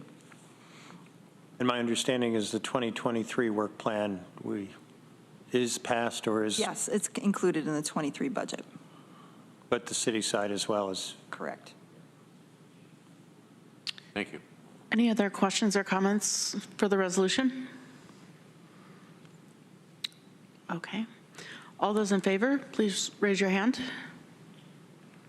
And that is unanimous. Thank you. Any questions for Rich John? Comments? Okay. Thank you. Health and Human Services Committee, Dan Klein, Chair. Madam Chair, the regular Health and Human Services Committee meeting would have fallen on President's Day, so we have rescheduled for Wednesday, February 22nd at 1 o'clock. At this meeting, we will hear from Dr. Martin Stallone, the CEO of Cayuga Health Systems, for an after-project report from about the county's funding of the COVID testing facilities. Our funding ended December 31st, 2022. Then we will hear from representatives from the City of Ithaca to discuss their request for reimbursement for the recent cleanup of part of the homeless encampments. This was what George mentioned in his report. I have asked the city to bring information with them about any plan that they may have for further cleanup of the encampments, and if they plan to ask for further financial assistance, and if so, for a dollar figure estimate. I also asked them to bring information about their plan to prevent the cleaned up areas from accumulating debris again. That's my report. Thank you, Dan. Any questions or comments for Dan? Deborah Dawson? This isn't necessarily a question for Dan. If he knows, he can answer. If not, perhaps Lisa can. I know that that throughout the COVID period, we were getting reports on the vaccination program and the testing programs, and the FEMA reimbursement was many months behind. Is that still the case? Yes, I mean, we continue to receive steady reimbursements, but there's still a lag. Okay, thank you. And then our contribution ended at the end of 2022. Any other questions for Dan Klein, Chair? Okay, thanks, Dan. Next is Housing and Economic Development Committee, Greg Mezzi, Chair. Thank you, Madam Chair. We last met on February 1st at 3 p.m., and our next meeting is going to be March 1st at 3 p.m. We had a presentation by IAED to go over their 2024-2028 strategy. We had the Tompkins Chamber discuss the Tompkins County Micro Enterprise Assistance Program updates. We touched on work plan updates from our reporting county departments, and started the conversation around committee goals, and then looking for input from committee members and other members of the legislature on anything they might think best for our committee to take up this year, which will continue that discussion during the March meeting. Thank you, Greg. Any questions or comments for Greg Mezzi? Okay. Now, I've been asked for us to go ahead and vote for the minutes of previous meeting, January 17th, 2023. Moved by Veronica, seconded by Ann Corman. Any questions or comments, changes? Okay. All those in favor for the minutes, please raise your hand. That is unanimous. Thank you. And now it is time for us to enter into executive session. And we're going to enter for 3 topics. The first one is collective bargaining, contract negotiations, which will result in action being taken after executive session. Second one is personnel issue about a particular person. And third one is to enter into executive session for discussions regarding proposed, pending, or current litigation and general discussions with our attorney. Moved by Deborah Dawson, seconded by Lee Shurtleff. All those in favor of going into executive session, please raise your hand. And that is unanimous. Let's go ahead and take a, let's say, a 5-minute break. 9:05, we will reconvene.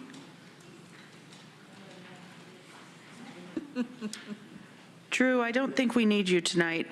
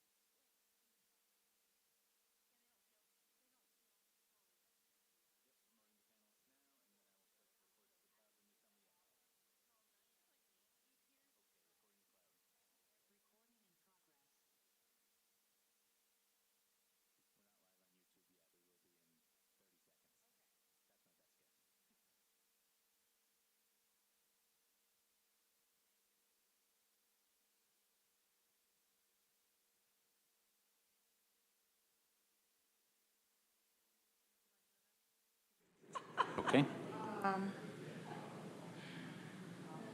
Will we need to? I mean, that's fine. Testing. All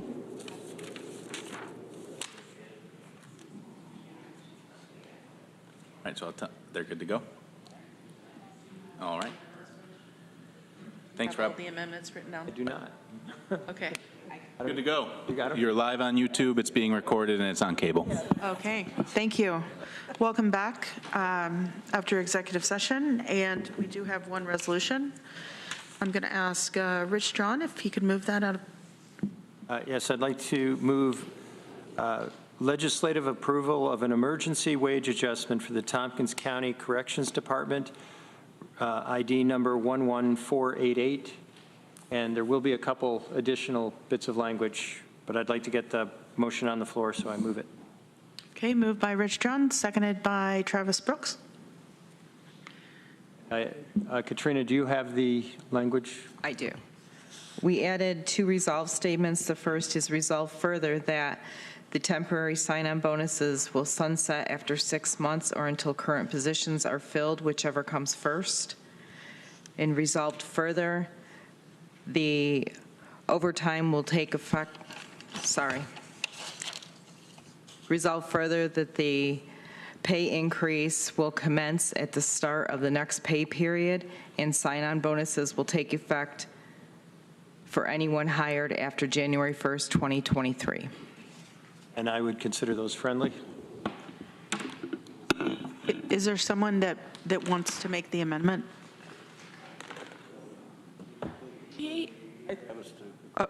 Travis, would you agree with those amendments? Okay. Any question or comment? Dan Klein? Just heard a stray word in there. It says current positions. I think it should say current openings. I'm not sure. Current open positions, I think we meant. Okay. Good catch, Dan. Ann Corman? Thank you. Two things. Do you need someone else to propose those changes and you guys adopt them as friendly or not? Just want to make sure we're dotting our i's. They were accepted as friendly. But who proposed them? Do we need one of us to propose them? Rich proposed. Rich proposed the changes. Okay, just want to make sure we're Travis good. said it was friendly. Okay. And I just noticed under the resolved where it says county agrees, do we change that to? Do we add a word "to" in there yet? That's manifest. And then down further, at the end of the line, it says AN, and it probably should say end. Those are manifest errors. I've got a couple other. Got those, okay. Grammaticals that I. Okay. Thank you. Okay. Any other questions or comments? Okay. Do we need a roll call? Okay. We're going to vote by those in favor. Please raise your hand. And that is unanimous. That passes. Thank you. Can I get is there any unfinished business? No. Can I get a mover? Moved by Deborah, seconded by Ann Corman. All those in favor for adjourning? Thank you very much. Have a good night. That's the fastest you